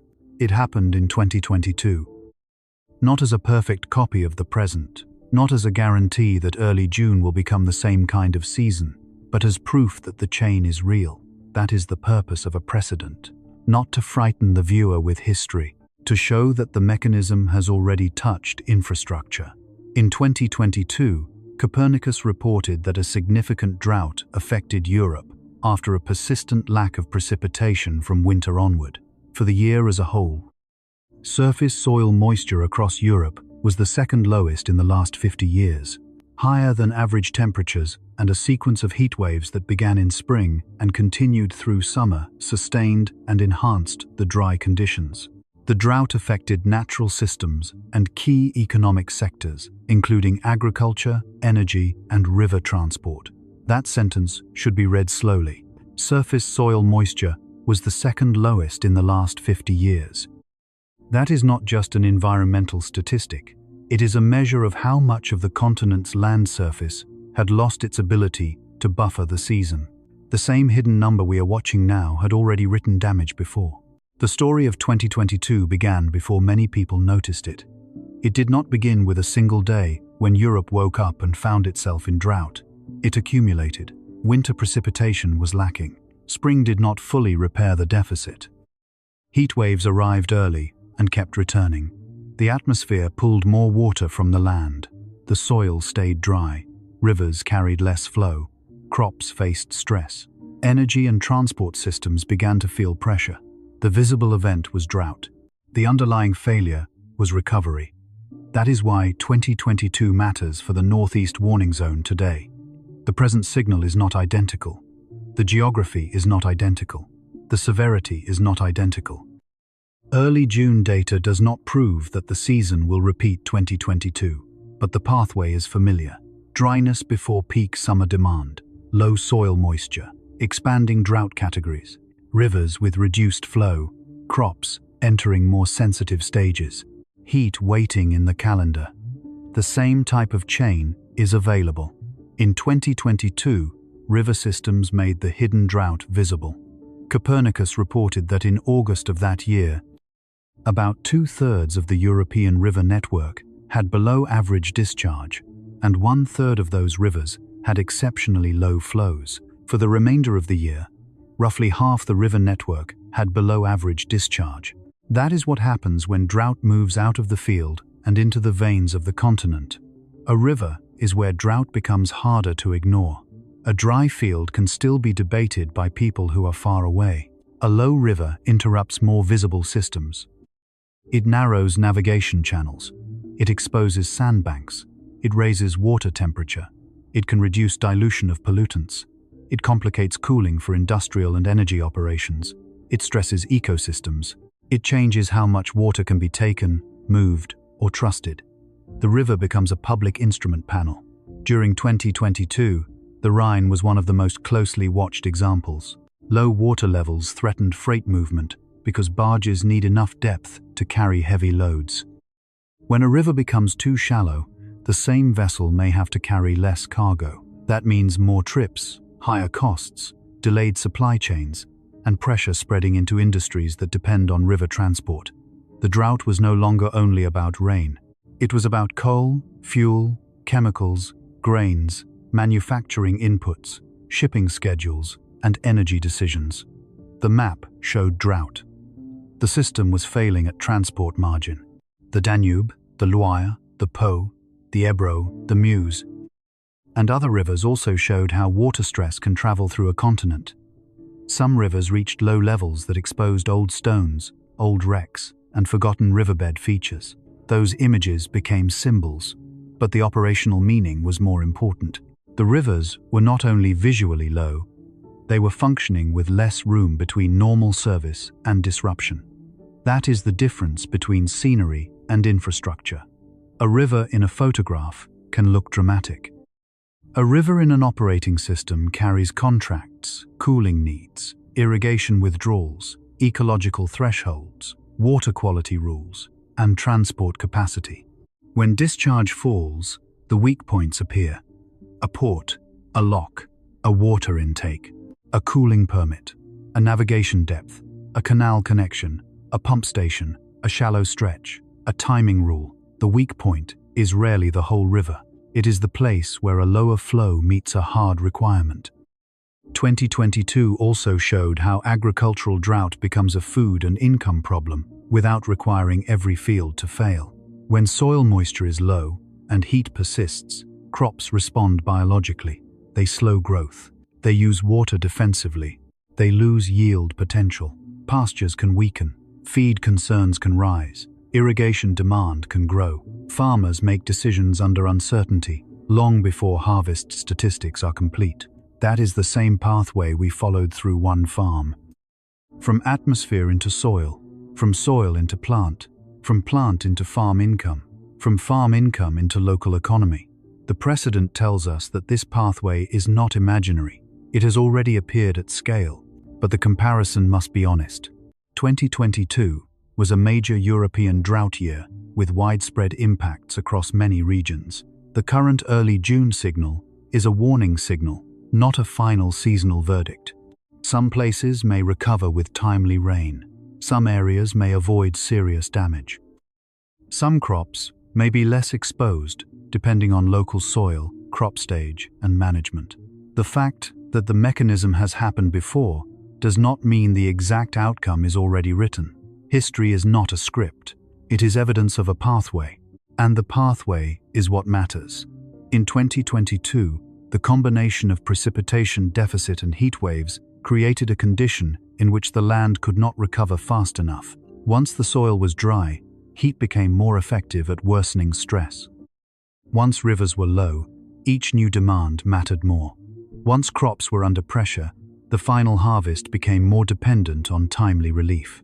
Once transport and energy systems felt water limits, drought became a broader economic event.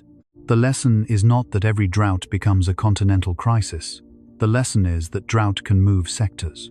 It begins as missing rain. It becomes dry soil. It becomes low river flow. It becomes crop stress. It becomes transport disruption. It becomes energy constraint. It becomes price pressure.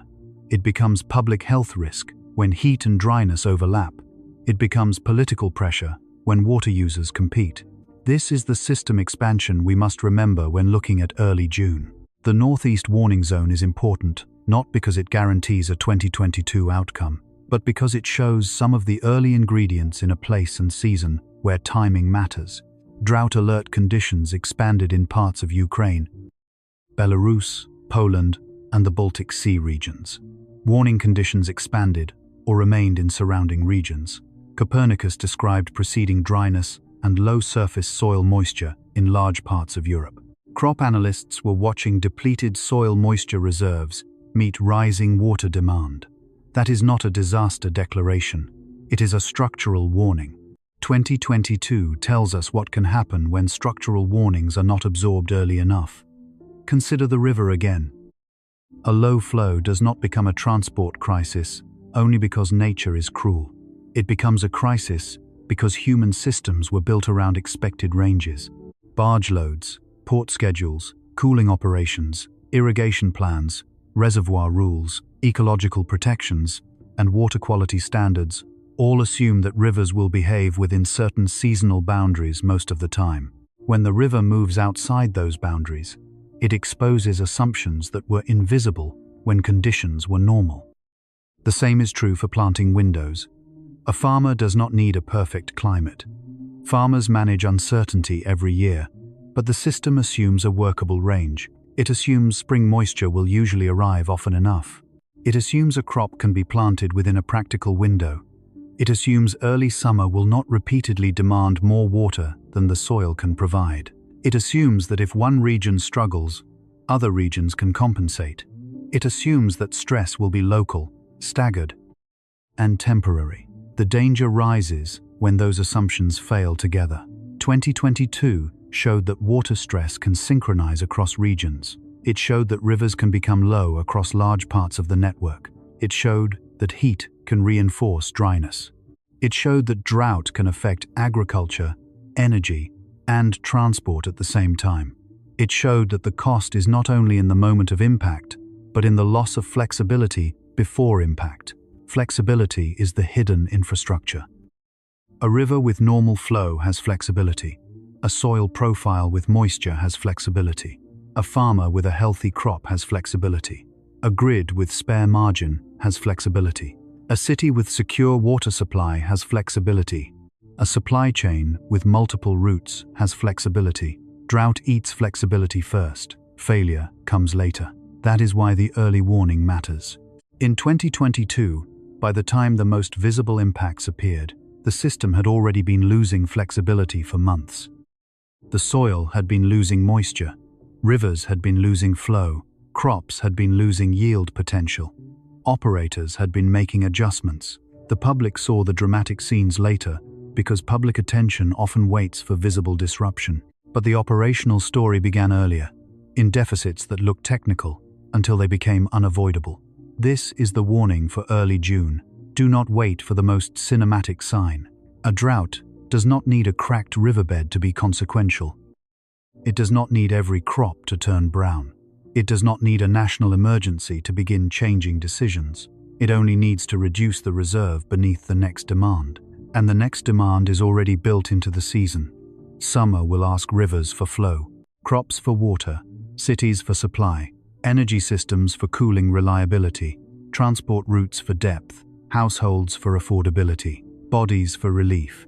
If the system has enough reserve, it can answer. If it does not, small stresses begin to multiply.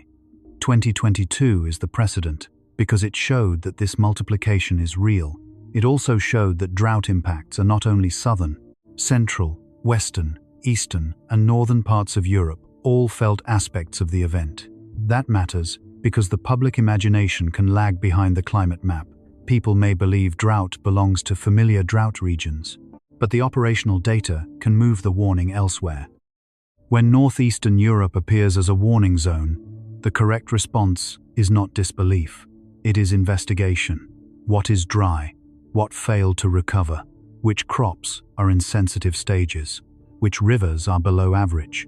Which systems depend on the missing water? Which weak point has the least time? The precedent does not answer all of those questions for the present. It tells us why they must be asked. There is one more lesson from 2022. Relief is not only about rain falling. Recovery requires the right kind of rain, over the right basins, at the right time, with enough duration to rebuild soil moisture and river flow. A single storm can change the surface and still leave the deeper system short. A wet week can ease stress, but not fully restore groundwater or river discharge. A late rainfall can improve appearance while missing a crop's most sensitive stage. Recovery is a process, not a headline. That is the line connecting the past to the present. In 2022, Europe learned that when moisture recovery fails, drought becomes a multi-sector event. In early June, the warning zone in the northeast shows a version of the early pattern that deserves attention before the damage becomes visually obvious. The evidence does not say the future is fixed. It says the pathway is known, and known pathways deserve early respect. The event from the past will not repeat in exactly the same shape. No drought ever does. The atmosphere will shift. Rain will fall in some places and miss others. Local systems will perform differently. Some warnings will ease, some will deepen, but the core lesson remains. The visible number makes the headline. The hidden number writes the damage. And when soil moisture, river flow, heat, crop timing, and infrastructure margin line up badly, the map stops being a map. It becomes a preview of decisions that will have to be made under pressure. That is why 2022 belongs in this story. Not as a ghost, not as a threat, as a record. A record of what happens when a continent built around expected water timing discovers that the timing can fail. Now the question becomes larger than one precedent, one river, or one season. If this early June signal is part of a broader pattern, then Europe is not only facing a drought event, it is facing a test of the calendar its systems were built to trust. The drought map is no longer only a weather map, it is a calendar map. That is the system pattern hiding inside Europe's early June signal. The European Drought Observatory reported that drought conditions worsened in early June, with alert conditions expanding in Ukraine, Belarus, Poland, and the Baltic Sea regions. Copernicus reported that May had been drier than average across large parts of Western and Central Europe and regions of Eastern Europe. With persistent high pressure, limiting precipitation, and unusually high temperatures, worsening low surface soil moisture. JRC crop analysts warned that concerns were increasing for summer crops, where soil moisture reserves remained depleted while water demand was rising. Those are not three separate facts. They are one timing failure. This is not only a drought, it is a calendar failure. It is a recovery failure. It is a compound risk signal. The old calendar expected spring to do preparatory work. It expected rain to refill the soil, rivers to rebuild flow, crops to establish before the hardest summer heat, and infrastructure to enter the warm season with enough buffer. The system did not need perfection. It needed rhythm. Rainfall did not have to arrive every day. It only had to arrive often enough, in the right places, and with enough time for the ground to store it. But the warning from early June is that rhythm is becoming less reliable. When spring is too dry, summer starts early in operational terms, not because the date changes, but because the load arrives before the reserve is ready. The atmosphere begins pulling water from the land. Crops begin asking for more moisture. Rivers enter the season with less flow. Cities watch heat and water together. Farmers watch forecasts with less patience left. Energy systems prepare for cooling demand, while water-dependent operations lose flexibility. The calendar still says early summer. The system feels later than that. This is the shift that matters most. Europe is not only facing isolated drought episodes, it is facing situations where the recovery period between stresses may be shrinking. A dry spring leaves the soil short. A heatwave in late May or June accelerates the withdrawal. Low river flows reduce margin. A sudden storm, if it arrives too fast, may not fully restore the deeper reserve. Then the next heat period comes before the landscape has truly recovered. The danger is not only drought, it is drought repeated before recovery is complete. That is how a new baseline begins to form. Not as one dramatic announcement, not as a single record that changes everything overnight. A new baseline appears when old assumptions quietly stop working, when the month that used to rebuild soil moisture fails to do so, when a region that used to be treated as water secure appears in drought alert, when river flow drops below average before the main summer stress, when crop concern appears early enough that farmers must make decisions before the public understands the risk. The public often looks for extremes. Systems look for margin, and margin is what the early June pattern is testing. Think about the systems built around the old climate calendar. Agriculture is built around planting windows, flowering stages, harvest timing, and expected soil moisture. River transport is built around seasonal flow ranges that allow vessels to carry profitable loads. Water utilities are built around expected recharge, demand curves, storage, and treatment capacity. Energy systems are built around seasonal demand, cooling needs, maintenance schedules, hydropower availability, and fuel transport. Health systems are built around expected heat seasons, staffing, vulnerability outreach, and hospital capacity.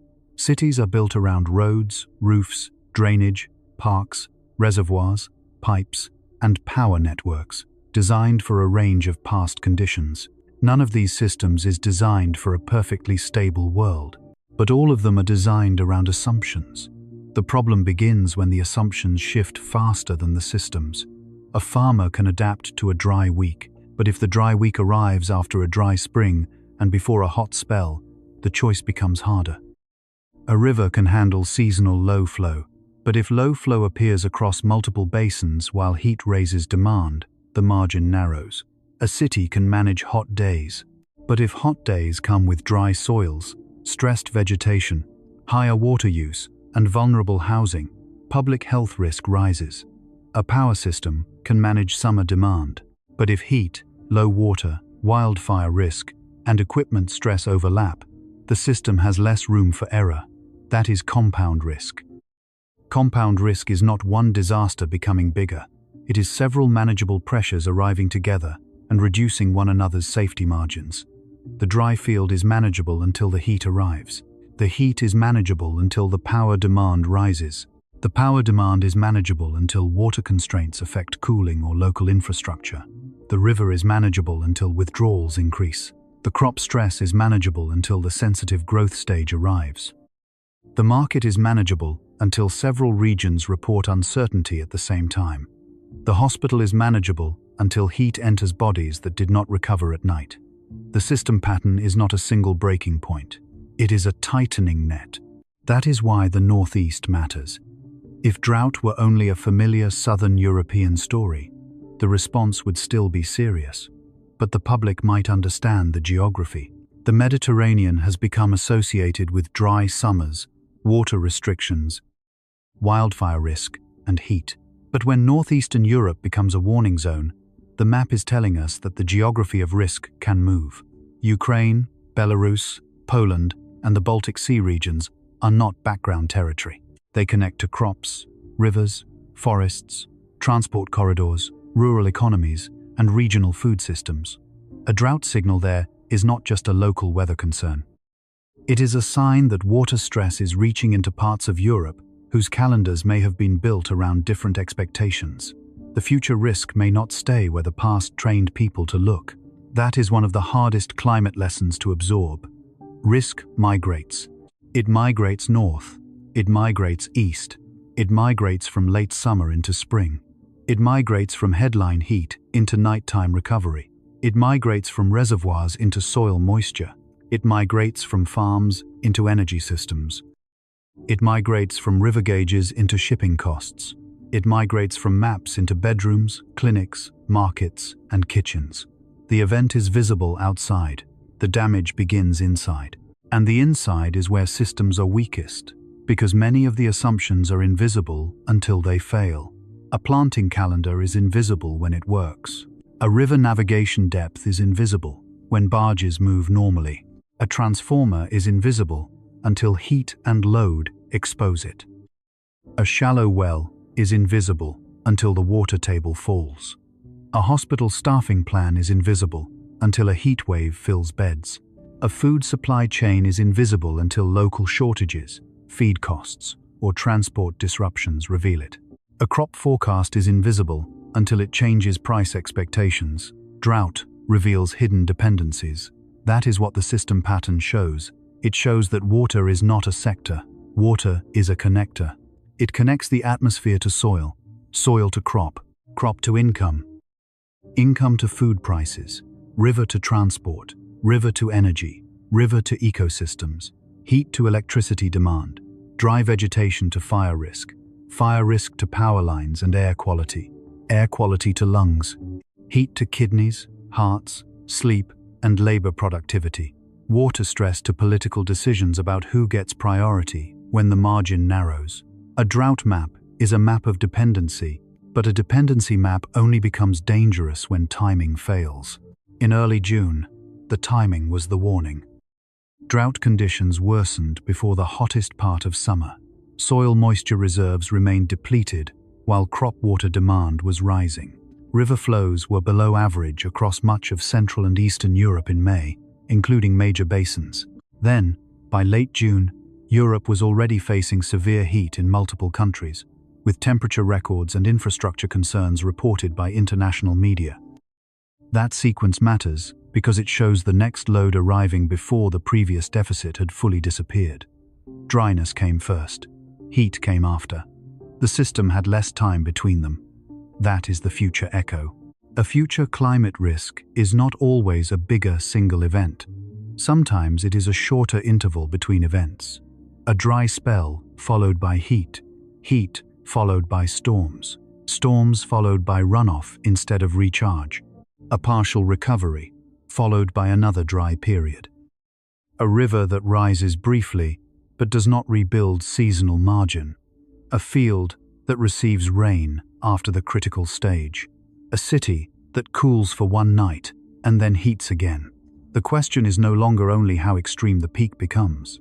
The question is whether the system has time to recover before the next load arrives. This changes preparedness. Old preparation calendars often assume that hazards come in recognizable seasons. Drought in summer, floods in certain storm periods. Heat waves after school calendars have already shifted. Agricultural stress after crops are established. Energy demand rising in a predictable arc. But if drought signals appear early, heat arrives sooner, soil moisture stays low, and heavy rainfall becomes more intense when it finally comes, then the old calendar becomes less useful. Preparedness has to move earlier. Water managers may need to treat spring deficits as summer warnings. Agricultural systems may need more detailed soil moisture monitoring, not just rainfall totals. Public health agencies may need to combine heat and drought planning because dry landscapes can amplify heat stress. Energy planners may need to consider water constraints and heat demand together. River transport operators may need earlier low-flow scenarios. Cities may need to see parks, shade, water supply, drainage, and emergency cooling, not as separate programs, but as one climate operating system. This is the system expansion. The event is drought. The response cannot be only drought response.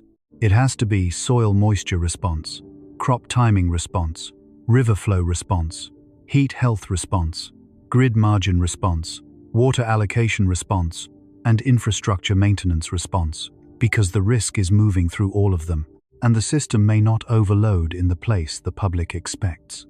A drought may appear first as a farm issue, but the weak point may be a transformer serving irrigation pumps during a heatwave. It may appear as a river issue, but the weak point may be a factory that depends on water intake temperatures. It may appear as a crop issue, but the weak point may be livestock feed costs. It may appear as a water supply issue, but the weak point may be a small town with aging pumps. It may appear as a heat issue, but the weak point may be an apartment block where nighttime temperatures do not fall enough for vulnerable people to recover. System risk hides in specific parts. That is why saying infrastructure is vulnerable is not enough. The question is, which component, in which season, under which load, with which backup, and for whom? In the Northeast warning zone, one component is the planting window. Another is the soil moisture reserve. Another is river flow. Another is local water access. Another is the farm household balance sheet. Another is the power needed to pump, cool, store, and communicate. Another is the health system that must absorb heat stress in communities that may not think of themselves as extreme heat zones. The future will test combinations. A region may be able to handle a dry month. It may be able to handle a heat wave. It may be able to handle low river flow. But what happens when all three are close together? What happens when the dry month weakens the soil? The heat wave raises water demand, the river flow falls, and then a storm arrives too intensely for the ground to absorb. What happens when crop stress, health stress, and energy stress overlap during the same operational week? That is the pattern. Not one headline. An overlap. The evidence does not say every overlap will become a crisis. Some systems will hold. Some regions will receive timely rain. Some crops will recover. Some rivers will regain flow. Some forecasts will improve. Local variation matters. Good management matters. Technology matters. Soil conservation matters. Water planning matters. Early warnings matter. But the existence of uncertainty is not a reason to ignore the signal. It is the reason to watch the signal carefully. The warning does not need exaggeration. The evidence is already enough. Europe's early June drought conditions show a continent entering summer with uneven but significant water stress. The Northeast stands out because drought categories were expanding into regions where spring moisture and crop timing are critical. May hydrological data showed a broad dry pattern, low surface soil moisture, and below average river flows across many dry regions. Agricultural monitoring showed rising concern where depleted soil moisture met rising demand. Late June heat showed how quickly the next stress can arrive. This is the system story. A world built around the old calendar is being tested by a season that no longer follows it cleanly. The old calendar said, spring refills and summer spends. The new risk says spring may fail to refill, summer may start spending early, and the system may be asked to carry the next load before the last debt is paid. That does not mean Europe is helpless. It means the question changes. The future will not be decided only by whether drought appears on a map. It will be decided by whether soil can recover, whether rivers can regain margin, whether planting windows can hold, whether cities can cool vulnerable people, whether water managers can act early, whether grids can handle heat, and whether public attention can move before the most dramatic images arrive. Because by the time the cracked ground becomes the symbol, the system may already have been under load for weeks. The map shows drought. The pattern shows a calendar under stress. And if that calendar keeps shifting, Europe's next drought story may not begin where people expect, may not arrive in the month people expect, and may not break the system at the point people are watching. It may begin quietly, in a spring that does not refill the ground. It may move through June as a warning color on an official dashboard. It may enter July as heat, crop demand, river stress, and public health pressure. And it may leave behind the most important lesson of all. The future is not only about stronger extremes, it is about weaker recovery between them. The warning does not need exaggeration. The evidence is already enough. That is the line that matters at the end of this story, because a drought signal can be made weaker by overstating it. It can be made less useful by turning every dry field into a collapse, every low river into a disaster, every heat signal into a prophecy, and every weather map into a verdict. That is not what the evidence says. The evidence is more precise, and because it is more precise, it is more serious. According to the European Drought Observatory, the early June combined drought indicator showed alert conditions expanding in Ukraine, Belarus, Poland, and the Baltic Sea regions. Copernicus reported that May brought drier than average conditions across large parts of Western and Central Europe and regions of Eastern Europe, with persistent high pressure, limiting precipitation, and unusually high temperatures, worsening low surface soil moisture.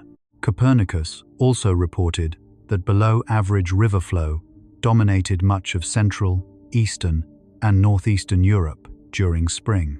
JRC crop analysts reported that concerns were increasing for summer crops, where soil moisture reserves remained depleted while water demand was rising. That is what is related: the drought map, the dry spring signal, the low soil moisture, the low river flow, the crop water stress concern, the timing before peak summer demand. Those pieces belong in the same story, but not everything belongs in the same causal chain. A single local crop problem may have local causes. A river gauge can be affected by basin-specific management, withdrawals, rainfall distribution, and upstream conditions. A field may look weak because of soil type, planting decisions, pests, disease, cold spells, heat, or management choices. A power disruption, a price change, a health incident, or a transport delay should not automatically be assigned to drought just because it happened during a dry period. Coincidence is not causation. Timing is not proof. And the map is not a confession. That boundary matters. It protects the story from becoming fear instead of analysis. The correct claim is not that every problem in Europe is now caused by this drought.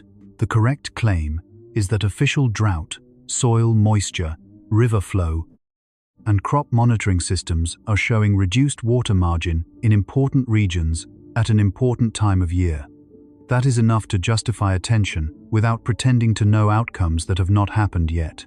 There is also uncertainty inside the evidence itself. The European Drought Observatory has noted issues affecting the accuracy of hydrological model output in the easternmost part of its domain, especially over Western Russia. That means some drought indicators there should be interpreted with caution. That does not erase the wider signal across Europe. It does not erase the alerts in Ukraine, Belarus, Poland, and the Baltic Sea regions. It does not erase the Copernicus record of a dry May, low surface soil moisture, and below average river flow in many basins. But it does remind us that a serious warning should include its limits.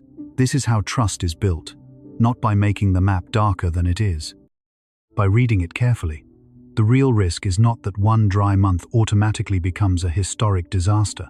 The real risk is that a system enters summer with less recovery than it expected. The real risk is that soil moisture remains low while crop demand rises. The real risk is that river flows stay below average while heat, irrigation, cities, ecosystems, and energy systems all ask for more.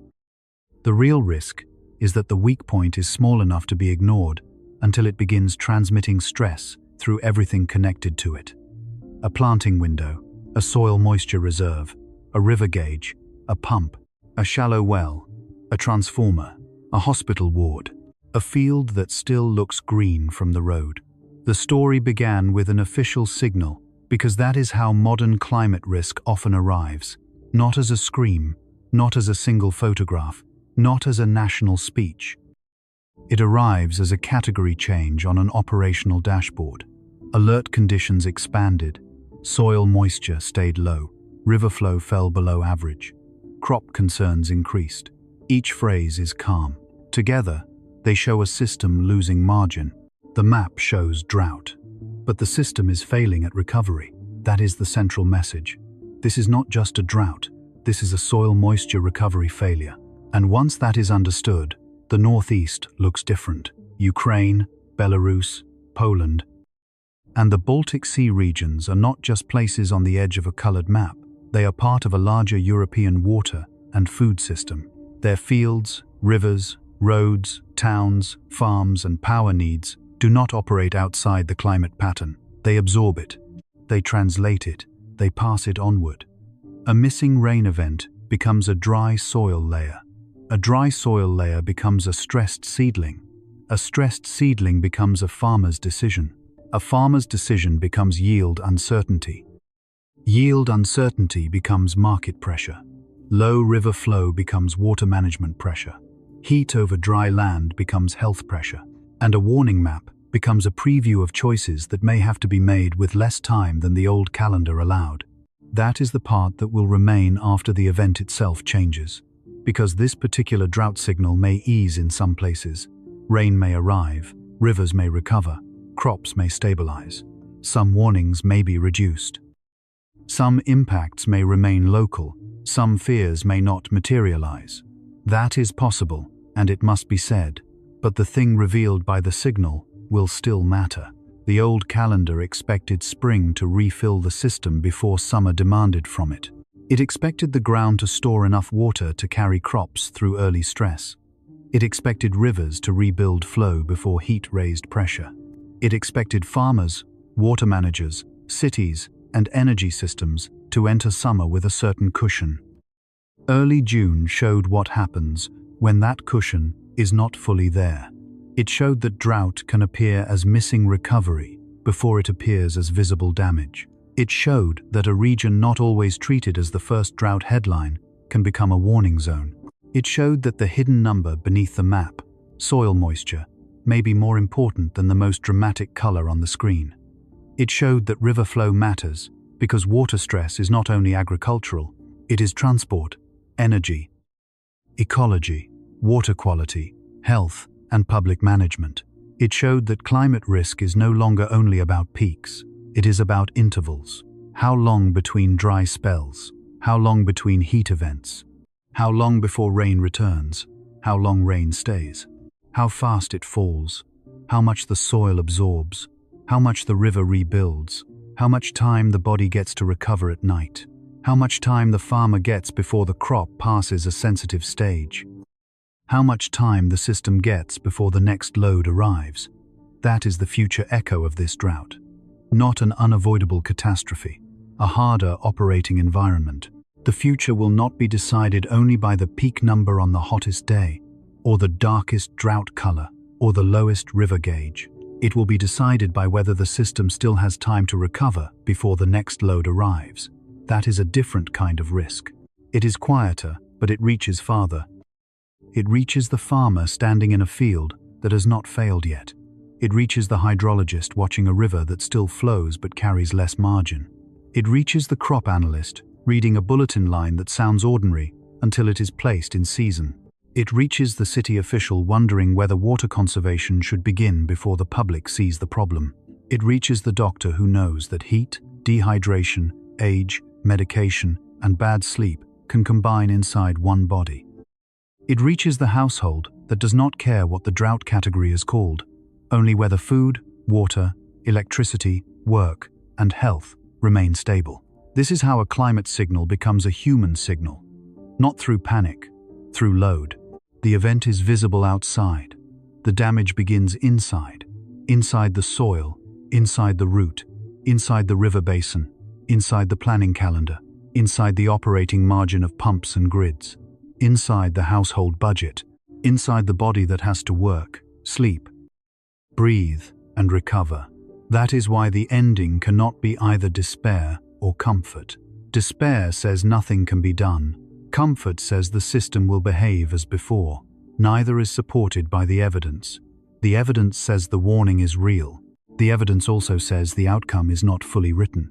Between those two facts is the space where response matters, earlier monitoring matters, soil moisture data matters, river flow forecasts matter, crop stage information matters, water allocation rules matter, shade, cooling, and health outreach matter, irrigation efficiency matters, soil conservation matters, emergency planning matters, communication matters before the most dramatic images arrive. A system cannot prevent every dry season, but it can stop treating recovery as guaranteed. That may be the most important shift. Recovery has to become part of the warning, not something assumed after the warning. A field is not recovered because rain fell once. A river is not recovered because the surface looks higher after a storm. A household is not recovered because a heat wave ended if the next one arrives before the body, the budget, or the infrastructure has reset. Recovery is not a pause in the headline. Recovery is work done by the soil, the water system, the health system, the farm economy, and the built environment. If recovery is incomplete, the next event starts closer to the edge. That is what the early June signal is showing. It is showing the edge moving inward. The story began with an official map. It should end there too, not because the map contains everything, but because it teaches the viewer how to look. At first, the eye sees colors, then it sees countries, then it sees drought categories. But after following the mechanism, the map changes. Now it shows moisture debt. It shows timing. It shows routes. It shows rivers. It shows farmers. It shows pumps. It shows bodies. It shows a continent asking whether the old seasonal rhythm still provides enough protection. The event will pass, but the thing it revealed will remain. A system built around old assumptions is being tested by a world no longer following the old calendar. And the next time an official drought map changes color, the question should not be only, where is it dry? It should be what failed to recover. What depends on that missing recovery? Which weak point has the least time left? And how much load can the system carry before the next stress arrives? Because the future will not announce itself only through disasters. Sometimes it will arrive as a quiet official update in early June, showing that the ground did not refill, the rivers did not rebuild, the crops were asking for more, and the warning zone was not where everyone expected it to be. That is the lesson of Europe's drought signal. The map showed the event. The hidden number showed the mechanism. The weak point showed the system, and the northeast showed the warning.